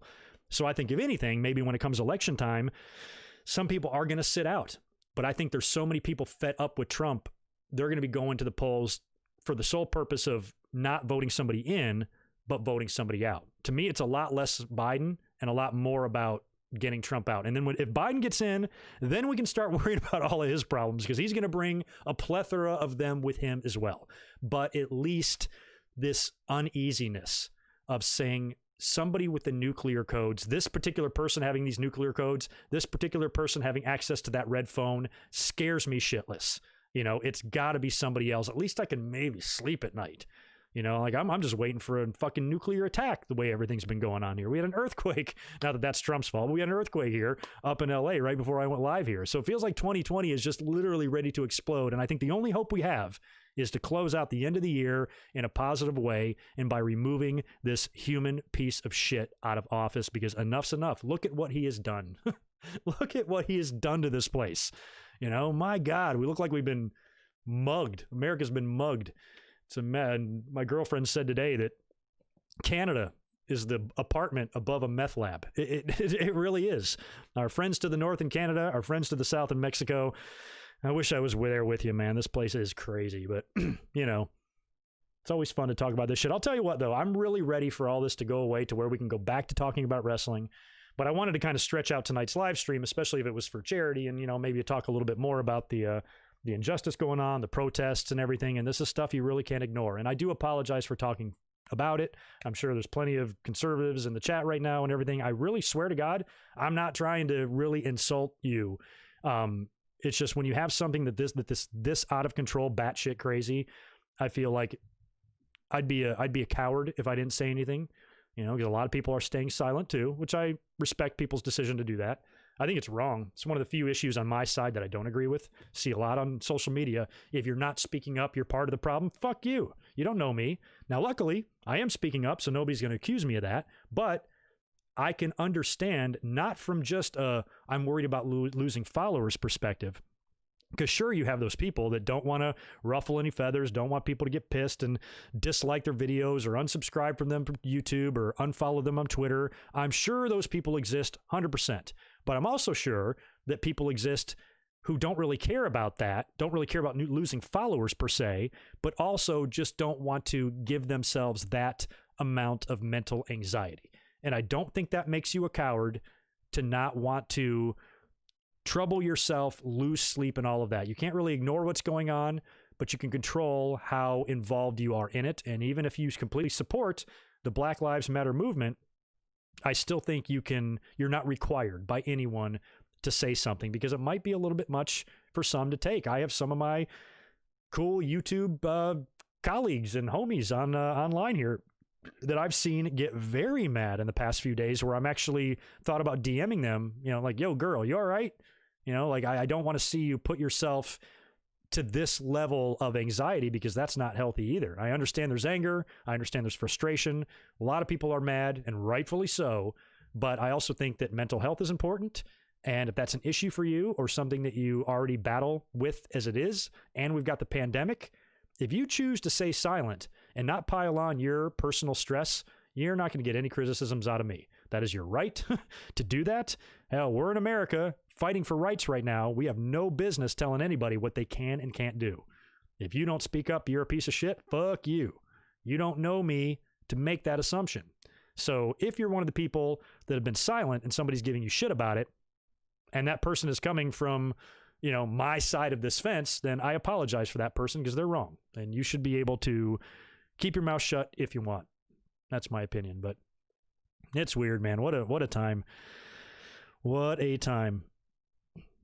It's really going to be a big deal historically, when we look back to this, short time. Big news for the world with the virus, and then big news here for us with, maybe finally some things getting so bad to where change will be forced. That's the point of all this, And we talked about Tony Khan as well. There's a lot of people on Twitter ruffling feathers and shit. And one of them was Jackson Riker. He's Mr. Jesus man. So he's got it all over his Twitter thing. And then he says, the president, he posted the picture of him with the Bible in front of the church and said, oh, he's such a great president. God bless him. And we're so lucky to have him, kind of thing. And a bunch of people called him out. Now, again, I think he's stupid, and I think it's really funny that tweet worked out so well for him, because so many people called him out, including people in the WWE locker room. Big E and a few other people were like, you're fucking stupid. Kevin Owens even said, because in that tweet, Jackson Riker put his catchphrase to his shitty tag team, and Owens is like, look, you can say whatever you want. I'm not here to argue that, but for you to use this to promote your little shitty tag team catchphrase is a dick move. Batista called him a pathetic motherfucker. Fans say that he should be fired. That's where I draw the line. No, he should not. Absolutely not. Even though I think he's an idiot, you cannot fire Jackson Riker for a political opinion. To me, reward enough for me is knowing that this guy that's already underneath on the card, that I don't see the Forgotten Sons ever even becoming a big deal. He's already kind of new on the roster. They're low on the card. They're going to try to succeed. Fuck firing him. Let this guy go into a locker room where everybody hates him. I know WWE supports, the WWE company. They're in bed with Trump and they support that administration, but the locker room is 95% liberal. It really is. Because most young people are these days and stuff. So for Jackson Riker to now have to be in that environment where nobody likes him, nobody wants to talk to him or anything like that, to me, that's reward enough. And he's going to have enough to deal with there, because another thing that I think he was silly about is that he's got tag team partners to worry about, so this could now affect them. This could affect the overall Forgotten Sons push because of that kind of thing, and it might not be all WWE. It might just be some of the talent not wanting to, to go out of their way to make them look good and stuff. So he's going to have plenty of shit to deal with. And I don't believe, I just think, like, if you have an opinion that is going to be so ridiculously unpopular, and you have a job to where that could be affected, just shut up. Shut your fucking mouth, because most people aren't going to take that. They're going to attack you. And people are vulgar and vile. Probably I didn't read them, but the responses he probably got for that probably didn't make me very proud, to be honest, because I wouldn't be like, shut the fuck up, you piece of shit. I hope you die and WWE fires you. That's immature, to say that a Jackson Riker is coming from a completely immature perspective. You should never wish that on anybody, no matter how dumb they are. And, he's not, the day he's putting his knee on a black guy's neck and suffocating him and killing him, that's one thing. But if he just wants to say something stupid, he kind of has that right. That's what America's about. So, no, I do not believe that he should be fired at all. Linda Hogan also put up a tweet saying something stupid. Sonny is doing the same thing. Oh, my God. I saw the funniest thing. Sonny, I gave Sonny shit last night, and then somebody posted a picture of Greg the Hammer Valentine. She does look just like him, does she not? She looks exactly like Greg the Hammer Valentine. And, of course, she's being a complete fucking twat on Facebook. And then Linda Hogan said something shitty. And then Tony Khan chimed in, which I kind of thought was cheap. Tony Khan chimed in and is like, along with your husband, you are also banned from AEW shows. And again, I kind of disagree with that. I think Linda Hogan's an idiot, but should you ban her from your wrestling show because of a political tweet? A political tweet that I wouldn't be surprised if deep down and deep in Tony's soul, he might even agree with, because I know pretty sure they vote conservative as well, those cons. And that's a good thing. I think you can be a conservative and stand up for this cause, this Black Lives Matter. I have seen that, which is good. But you have some people that are just so hardcore, they just refuse and they never want to see the empowerment or the betterment of African Americans at all. It's the last thing they want. But I do think there are some that say, yeah, this is actually really fucked up and this is a good cause to fight for. It shouldn't really be a political divide. But like everything else in this country, it is. But the thing about Tony Khan that I thought was interesting, I'm like, you can say that to try to get the likes and get the fans saying, oh, cool, AEW is cool. You're the owner of the Jacksonville fucking Jaguars, a team that has sucked more years than they haven't sucked. And I know one thing that they could use is a Pro Bowl, Super Bowl quarterback. And there was a pretty good one sitting around there for years without a job that you guys could have had the balls to sign, Colin Kaepernick. And no teams ever signed him because they didn't want to touch the controversy. They might even agree with him, but they didn't want to sign him because they knew the fans would get mad. These overly patriotic dickballs would be so offended over their precious fucking theme song that they get all uppity and they'd be like, I'm not going to the games anymore. It's probably not even a lot of the owners that had a problem with it. It's them knowing that they're going to lose fans. The same thing that we're accusing people being silent right now on social media, saying, oh, if you're being silent, you're part of the problem. That kind of goes back to this, because a lot of owners, the only reason it wasn't because Kaepernick didn't have talent. The only reason they didn't want to sign him is because they didn't want to get shit from their own people, and alienate their own audience, which is crazy.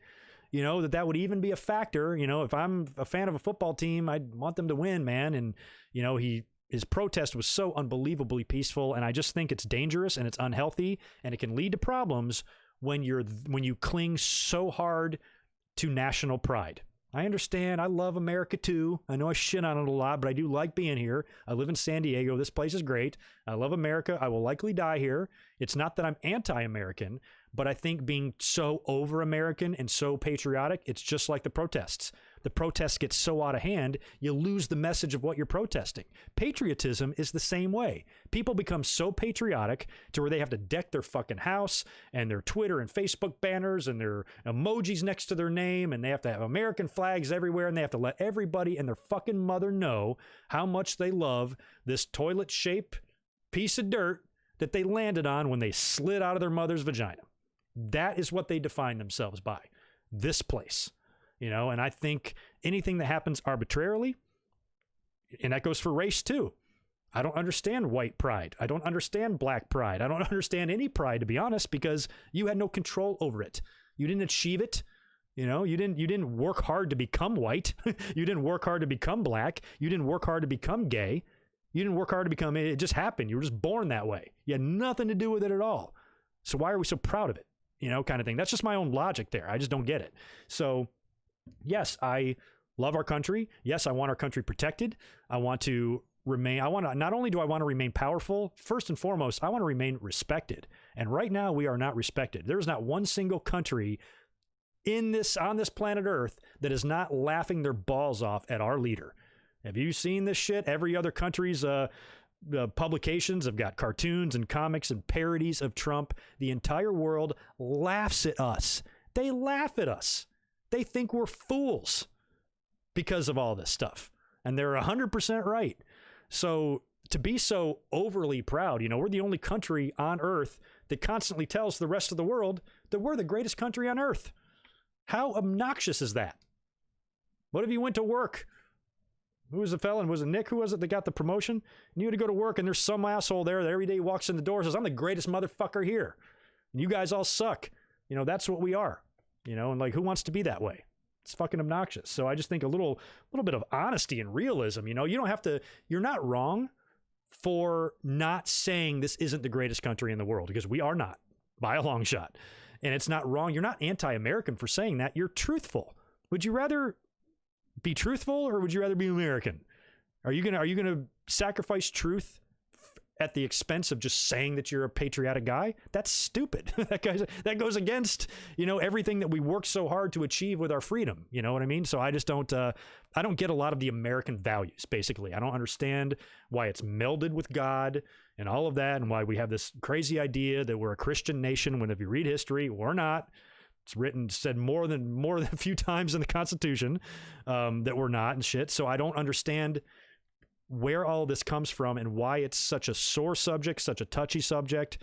And if you even dare criticize this country, you have people that are thrown into a psychotic rage that they're somehow personally offended. No, you're not. You just like to shout out and make a bunch of noise and say, hey, everybody, don't forget about me today. I'm mad. Because some guy was sick and tired of the injustice and he took a knee during a theme song. It's like the opening of Friends. I hate Ross Geller, so I'm gonna put a knee down during I'll Be There For You. Or I just don't to me, I know the song symbolizes more, but to me, it's a song.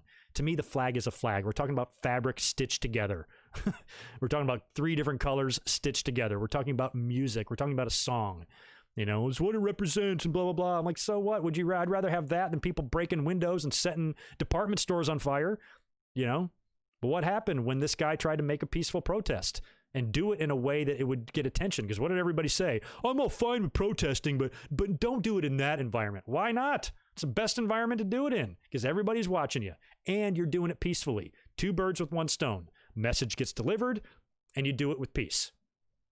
Still, they wanted his head on a stick. There are definitely Jim Bobs in Alabama that wanted him hung from a tree.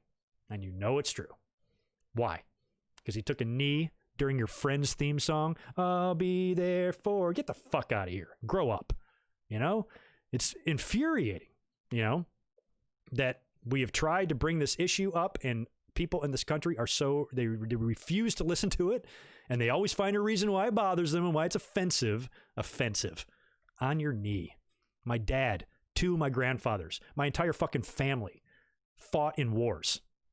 My dad was in Vietnam. I could very well not be here right now. I even joke with my sister, because my dad spent so many years over there, that we might have a sibling over there that we don't know about or something, because my dad did a lot of stuff. I respect and love anybody that laid their life down for this country, but I am not required at all, regardless of that sacrifice, to get choked up and cry over a fucking song and a fucking flag. That's not the way I operate. The God that doesn't exist did not build me for that, So it's not me. It's never going to be me. Ever. There's Dan. I was just mentioning you earlier. Let me go up here and scroll through some super chats. Then I'm going to get out of here. I wanted to flap my gums just a little bit longer to see if we could get some more charitable donations here, because I'm going to add all these up when we're done and go over to Black Lives Matter and donate to the cause. Nick Webb, appreciate the $2. Brett, better than Sean for me, more creative. Yeah, again, it's whatever people's tastes are. If you're judging it just more in the ring, Sean was more athletic, but Brett, I think, gave us better matches. Look at what him and Steve were able to do. They didn't have to do top rope moonsaults and stuff to create that story at WrestleMania 13. They had people at the edge of their seat, and they turned that into one of the greatest WrestleMania matches ever without even doing anything really crazy. A lot of punching and kicking, a little bit of brawling in the crowd. That was about it. And a lot of blood. Who's next here? I missed you. Nick Webb, another one. Just for that promo. Thank you. I almost thought that said porno. I'm like, I didn't do one. Did you guys find it? Maybe I did one. It's good to see Dan in here too. I think you got one coming in, buddy, as well. There you are. Appreciate it, dude. I was just talking about you earlier on. I'm so excited for the new logos and stuff that we're going to be working on. Thank you for the $5. Thanks for doing the show, Greg. The super chat won't let me call Trump an asshole. Oh yeah, it won't, right? I don't think you can swear on these super chats. It's all right. We all know he is one. I appreciate it, Dan. Thanks for hanging out tonight. Dan is helping me out with some new designs and stuff for the channel. We're going to try to spice things up a little bit and get some new t-shirts available at the Pro Wrestling Tees store. Marcus, thank you, man, very much for the $10. Thanks again for the stream. Obama gave a good speech today. I missed that. I knew it was happening. I'll watch it later. I'm from the South in Arkansas. Ooh, yeah. And I see and experience a lot of BS. I'm sure you do, my friend. So it's a little refreshing. Side note, are you a horror or comedy guy? Not a horror guy. I actually am not. I'm not a horror movie guy. Never was. Don't like them. Never really got into it. Especially like there's a lot of the classics and stuff, and I'm knowledgeless about it. But comedies, I love. So comedy by a mile in that. And yeah, that's the thing, like living in Arkansas, you know, in the part of country you're in, I used to live in North Carolina, and I was surrounded by a lot of people that aren't going to have the same kind of beliefs and political feelings as me, but I was still able to create good relationships and maintain a good life. And I love North Carolina. I might even find myself back there one day. I don't know. But being around that, I did. Here in San Diego, I don't think racism is a thing. You walk past a black person, an Asian person, a Mexican person, a white person, a lot of diversity in the city. Nobody looks at it in that way. Maybe the parts of the city do, but where I live, this racism is not a thing here. Just not a thing at all. Where in North Carolina, it really felt like it was, because there was a clear division. And even in school, my school, if I had to guess, 30% black, something like that. And in high school, you know, I mean, I got bullied as a kid and stuff, and I had white bullies and I had a couple of black bullies. But when I got to high school, I was treated remarkably well by the black kids in the school. I had a lot of friends. There was a couple of guys that I swear to God would have taken a bullet for me. I felt like they were my protectors, you know, and it helped that I could play basketball. I think I kind of earned their respect. But all the girls just like loved me. They used to make fun of the clothes I wore all the time. They'd call me Suge and always fucking with me and stuff. And like, they really liked me. When I saw them like years ago, when I went to my 20th reunion and I saw a lot of these kids that I remember, it was so cool to see them again. It was like we picked up right where we left off. So even in school, even me living in the South, in a place where racial division does exist, and it did in the school as well. The N-word was tossed around all the time like it was nothing. I heard it from a lot of the white kids and stuff. But, you know, for me, I was able to, it wasn't like a division of the whites versus the blacks in my school. I'm sure there was some of that, but for me, it was just like, I kind of got along. I was just fine. I had a good relationship with people. I even had a bully that was giving me shit, and another black kid beat him up for me on the school bus. Punched him right in the face, hard as he could. Went down like a ton of bricks. And I was in the back seat of the bus, and the bully was in the front seat, and he was, and I was getting dropped off first.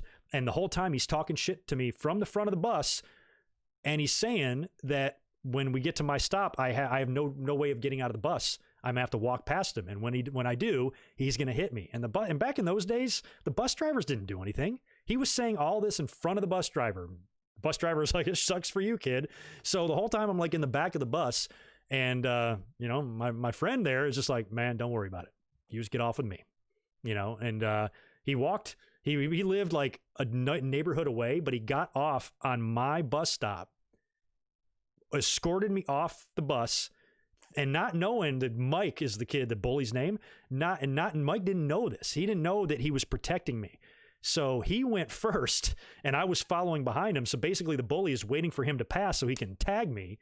And before he can even do anything, Mike just takes a fist right to the face. Oh, my God. I'll never forget Laquan. L-A-Q-U-A-N was his name. And he blasted this dickhead right in the face. He didn't know what hit him. And he's like, "Motherfucker, I'll pull you out of this bus and I'll beat your ass," or whatever. And he brings me out. And the bus driver, again, just didn't do anything. He drove away, leaving Mike bleeding in the front seat there. And he goes, "He ever gives you a hard time again, you just come get me at school," or whatever. And he walked home, probably a mile. Nicest thing anybody's ever done for me, you know? But the kid was bigger than me, you know? And he was just kind of watching. He didn't like, and we were friendly. We weren't like friends per se, but we got along just fine. I talked to him all the time and had 2 classes with him. And he was just sitting there watching this whole thing go down. He's like, "I'm not going to let this kid hurt Greg." And fucking knocked him right out. So like, I always just had pleasant memories, you know, as a kid, you know, especially in school, you know, with the black kids. Just never a problem for me. So when I see this now, it makes me think about them. They're some of the first people I think about when I think about like cops murdering black people, us having to try to hammer home this point of, Black Lives Matter as if that should be even debated, and you have the asshole, all lives matter. No shit, all lives matter, but they can't all matter unless these matter. See how it works? I made an analogy last night on Twitter. Imagine if you play sports and you're like, man, we really have to win this game tonight. And some angry teammate gets mad at you and like, no, we don't. We have to win all the games. We have to go undefeated.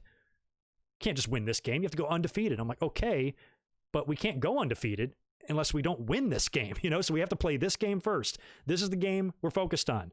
That goal of being undefeated can't happen until this game is won. Same thing with the matter. All those lives can't matter until this individual one matters first, and the individual lives start mattering, then they can all matter. Blue lives will matter, white lives will matter, Hispanic lives will matter, Black lives will matter. We should get to the point where all lives matter should be the same, but it's not even close. This has to matter first. And for that to be a controversial topic, for people to not understand that and still have to say all lives matter, I'm like, if you think that we don't get that, you are a fool. It's impossible to reason with these people. I'm like, we're not saying that or whatever. So it's hard to even get the simplest of messages across. So every time I see this stuff and I see this unrest and I see this division, I think about all the black kids I knew growing up and all the black people I met in my life and how wonderful they all were, and I just think about this and I'm like, man, I just wish things were different. Even when I got older, started working in restaurants. I'll never forget Keith. He actually kind of looked like Keith Lee a little bit. Really big black guy, really heavy set. He was definitely 300 pounds. And he was a sous chef in the steakhouse I worked in North Carolina. And, he lived in a bad neighborhood and he would always get dropped off to work by his girlfriend or something. But he was a really good cook and he was a good employee and he was really good to me. He showed me things. He taught me how to cook stuff. Because I was so young in the restaurants and stuff. And I felt like a lot of my initial learning experiences I learned from him, like some of the things he could do in the kitchen. And there was another black guy in there, Tom, that was the same way. Well, this guy, Keith, like I said, he would get a ride to work all the time. And I would a lot of times be the last one there because when I was young, I was like a busboy and I would be the last one to leave. So I would drive him home. He asked me for a ride home from work. So I would drive him home, but he lived in a bad part of town. He would insist that I stop the car a minimum of a half a mile from where he needed to be. He's like, this is good right here. I'm like, where do you live? He's like, I live on so-and-so street, which I know is nowhere near where we are. I'm like, well, let's go there then. He goes, I don't want you driving into my neighborhood. He goes, I don't want you to do that. I don't want to put you in danger kind of thing. And that kind of scared me. I'm like, really? I'm just driving you home. Would somebody really attack me because I'm a white guy in a black neighborhood? And he's like, yeah, they would, and he wanted to protect me from that, so, that again, it just kind of reminds me, I wish it wasn't like that. I wish we could all live in the same neighborhood, but there are certain parts of the country where that is that division. So, I feel a lot of times, in my life, I was lucky. I could have had it worse. I could have grown up with a lot more racist, thoughts if things would have gone differently for me. Who knows? I'd like to think that I wouldn't, but, you never know. I was just lucky. I never had anything, very few negative experiences with black people. I did have a couple bullies in elementary school that gave me a hard time. I do remember them, but I also had a couple of white bullies in elementary school that did the same thing. So to me, it wasn't a matter of a white bully or a black bully. It was a bully in general. They were all bullies. They all did the same thing. So, but other than those first little experiences growing up, I had a wonderful experience, and I was a white boy that could ball. So that got you instant respect, So, it was always funny in gym class, what I remember of it, you break up into little groups and, just play basketball. I was always welcomed in to where the big game was, the nerds would play, and if I played with the nerds, I'd dominate them. But if I was invited into, to the big game where most of the, the giant black guys, I'm 6'1", and most of these guys are 5 inches taller than me and got 5 inches on me down below too, if you know what I mean. So for me to be able to be accepted in there, was pretty cool. And of course, when I would play, they'd kill me and I'd be the weakest one, out there. But I always said that. I always joked about my high school time because I always felt like I was the best white basketball player in the school, but the worst on the team kind of thing. So that's the way it was. But it just, I just had a different kind of path sort of thing that I went down that it just never, I never had any really true, any hate in my heart for anybody. There's plenty of people in high school I wanted to fucking murder, don't get me wrong, but stuff like this wasn't an issue, and it really should have been or could have been considering the area of the country where I lived. So we know how to do it right, I wouldn't imagine any of those people that I ever knew, any of those black kids or anybody that I ever interacted with ever harming a hair on my head, if I had any. And so I think that's what what gives me the heaviest heart is like when I see all this stuff, I think about, all of my African-American friends and acquaintances that I've known throughout the years and how this just sucks, how this just sucks. I would go to the ends of the earth to defend them, after the way they treated me, growing up and stuff. So, if I'm a little bit extra, passionate about stuff, like this, it's because, I have a personal connection to it. Now that I live in San Diego, it's like it's not in my face, because this place is really diverse, and it's got a very heavy, Mexican population here and a lot of Asians and plenty of whites, plenty of blacks.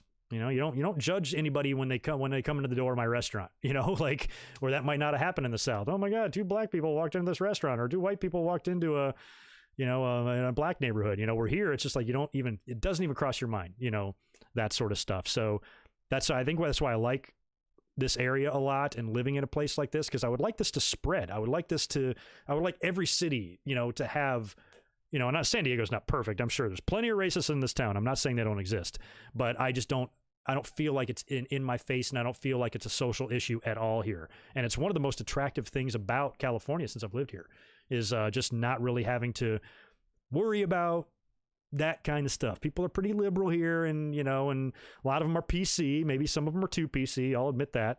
I think the overly PC and the overly offended crowd are equally as annoying as anybody else in this world. But overall, it gives me peace of mind living here. I'm happy living here. I'm relatively stress-free, like I said, unless we're dealing with this type of stuff. And I just wish this wasn't such an issue in 2020. It's 2020. It's 2020. What's going on, man? Why are we still doing this? Oh, really, Trey? Your name? Well, his name wasn't Jaquan. It was Laquan with an L, but it was Laqan, spelled the same way if I remember right. But his, though, I almost remember like a capital Q. I want to say like his was either L-A or L-E and then capital Q-A-N, I think, if I remember right. He was the best, man. Knock that bitch out. I've had right-wing girlfriends in the past. Oh, you have, Dre? Oh, yeah. Well, the police are a different story. I can see you having issues with the police in San Diego. And it's probably just because the area I live and area I work isn't really, isn't really prone to that stuff. But yeah, I don't want to like over talk San Diego because that makes it sound like these issues don't exist here. They do. But I felt like it's just much more where I used to live. That's all.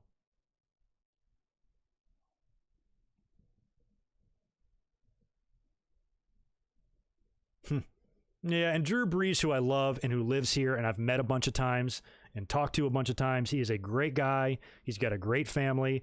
He was interviewed today and he's like, I cannot support anybody that disrespects our flag and stuff like that. And I'm like, okay, I'm not going to disown and cancel Brees for that. People are going to have this opinion. But when you say something like that, you're like, really? When you see what's going on right now on the news and you see all the craziness that's happening, Kaepernick is what you have a problem with? Like, you're really that clingy to that fucking flag? It bothers you that much that you can't just admit saying, maybe the way he did it was much better.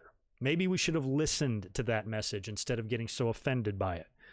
Because the very people that accuse you of being a snowflake were a fucking snowflake over that flag and that theme song. 100%. The people that were mad at Kaepernick are the biggest snowflakes that exist. And they use snowflake as their top insult. And their top critique. How hypocritical is that?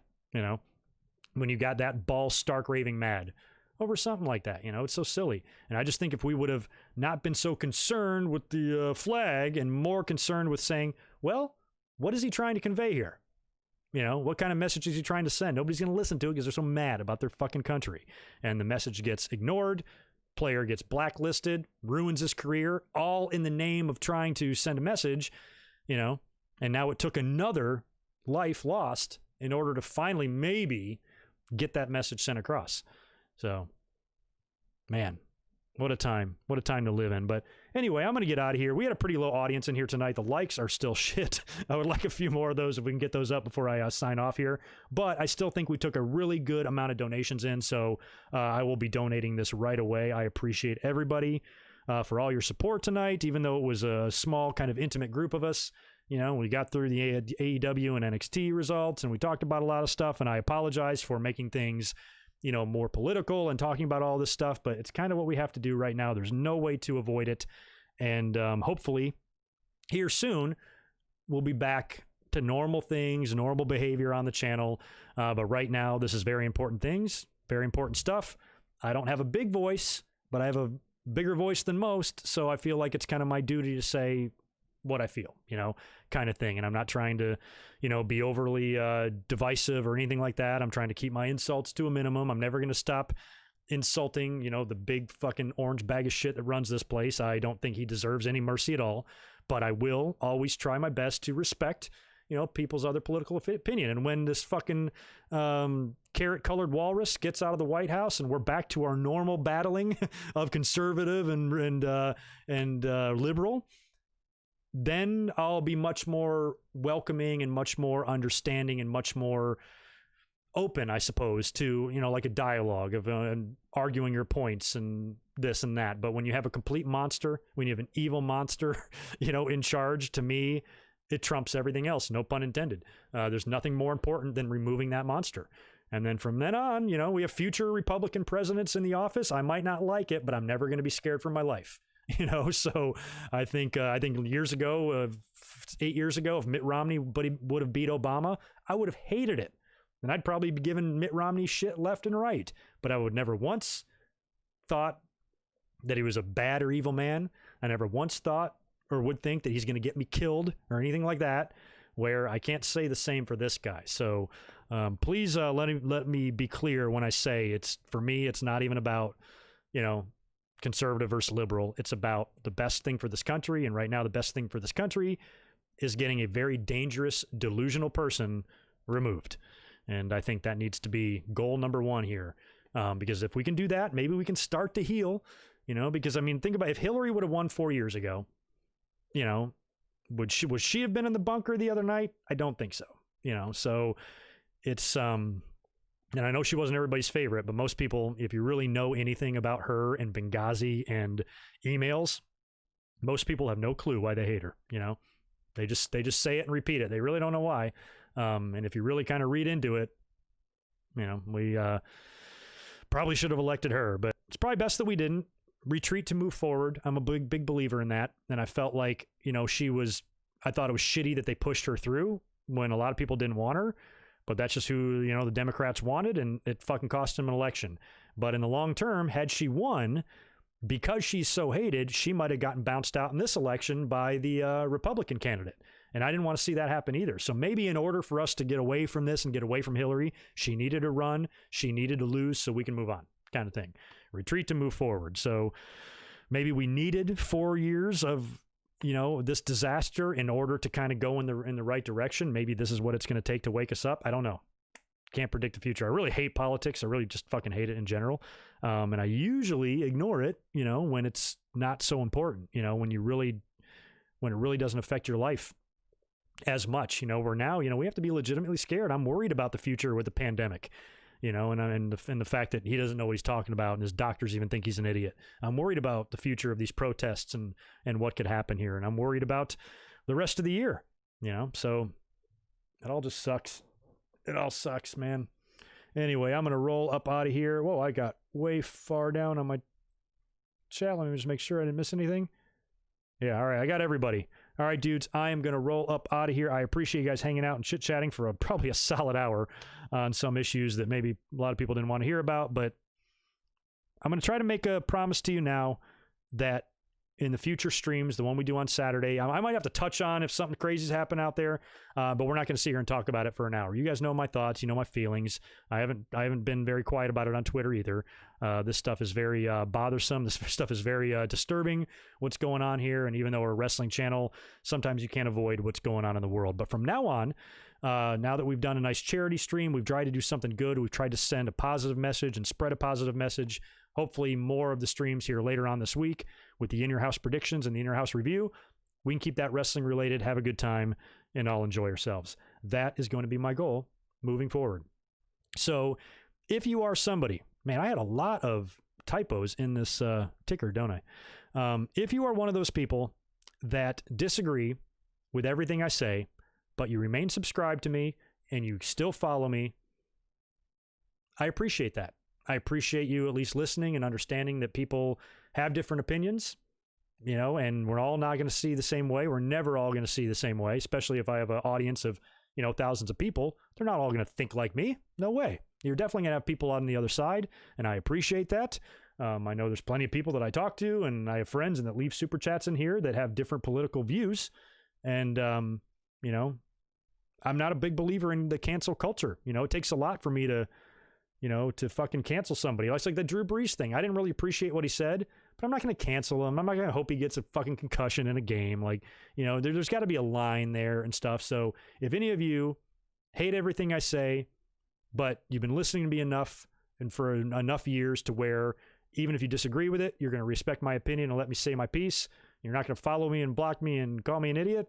I think I respect you probably more than anybody else, because it takes a big person to do that, you know, to have an open mind. We're all guilty of that. I'm guilty of that. I don't want to listen to some crazy conservative Christian tell me what's what and stuff, but, you know, if it's done in the right way, you know, maybe I can at least listen, even if I disagree. It doesn't necessarily mean you have to hate the person. And I think that's another big problem here. You see that on social media. You see that on Facebook. Real life, somebody has a political opinion that you disagree with. What does the comment underneath it say? 100 out of 100 times. There's an insult in there. You're a moron. You're an idiot. Grow up. You're uneducated. You're a dipshit. It's always like so overly negative. You're never like, it's never a civil, you know, conversation. It immediately turns ugly the minute somebody else has a differing view. And I've always tried to not do that, you know, unless somebody says really something stupid, and then I have to maybe tweet them back and say, okay, you probably should seek therapy or something because something's wrong with your noodle. But if it's an intelligent thing, you know, then I'm open to that. You know, I don't really like arguing or debating anything online anyway. But, you know, if you can do it in a respectful way, there's no rule that says you have to. If you're a conservative, you do not have to hate the liberals. You know, maybe you can hate some of them if you want, just like there's plenty of conservatives that I fucking loathe and detest. But that's not a rule. It shouldn't be a rule, you know? So you shouldn't just automatically hate the people on the other side no matter what, because we're just going to stay divided if that's the case. And America's never going to, I don't want to say recover because we've never really been that great, but America's never going to reach the leader status that we think we are. We think we're the leaders of the world, you know, when a lot of other countries are leading the way on a lot of other things, especially social issues, health insurance, stuff like that. We're in the tail end, you know, of everything. You know, we're coming up the rear in a lot of that stuff. So if we want to be that country, we have to change from within, and that's going to take a lot of work. And I don't think we'll be there before I die. Maybe if you're in your 20s, maybe we'll be there before you die. It's the best we can hope for, right? Anyway, you people have a great night. Thank you for hanging out. If you do not live in the United States and you've been sitting here listening to me flap my gums about our problems here, appreciate your support, appreciate your patience. Thanks so much. And I promise the next stream will be 95% wrestling related. I'm getting out of here. It's late. You guys be good. I'll catch you Saturday night. Keep a lookout for the time on that. I'm probably going to be live at 6 o'clock Eastern or 6 o'clock Pacific, 9 o'clock Eastern PM this Saturday night.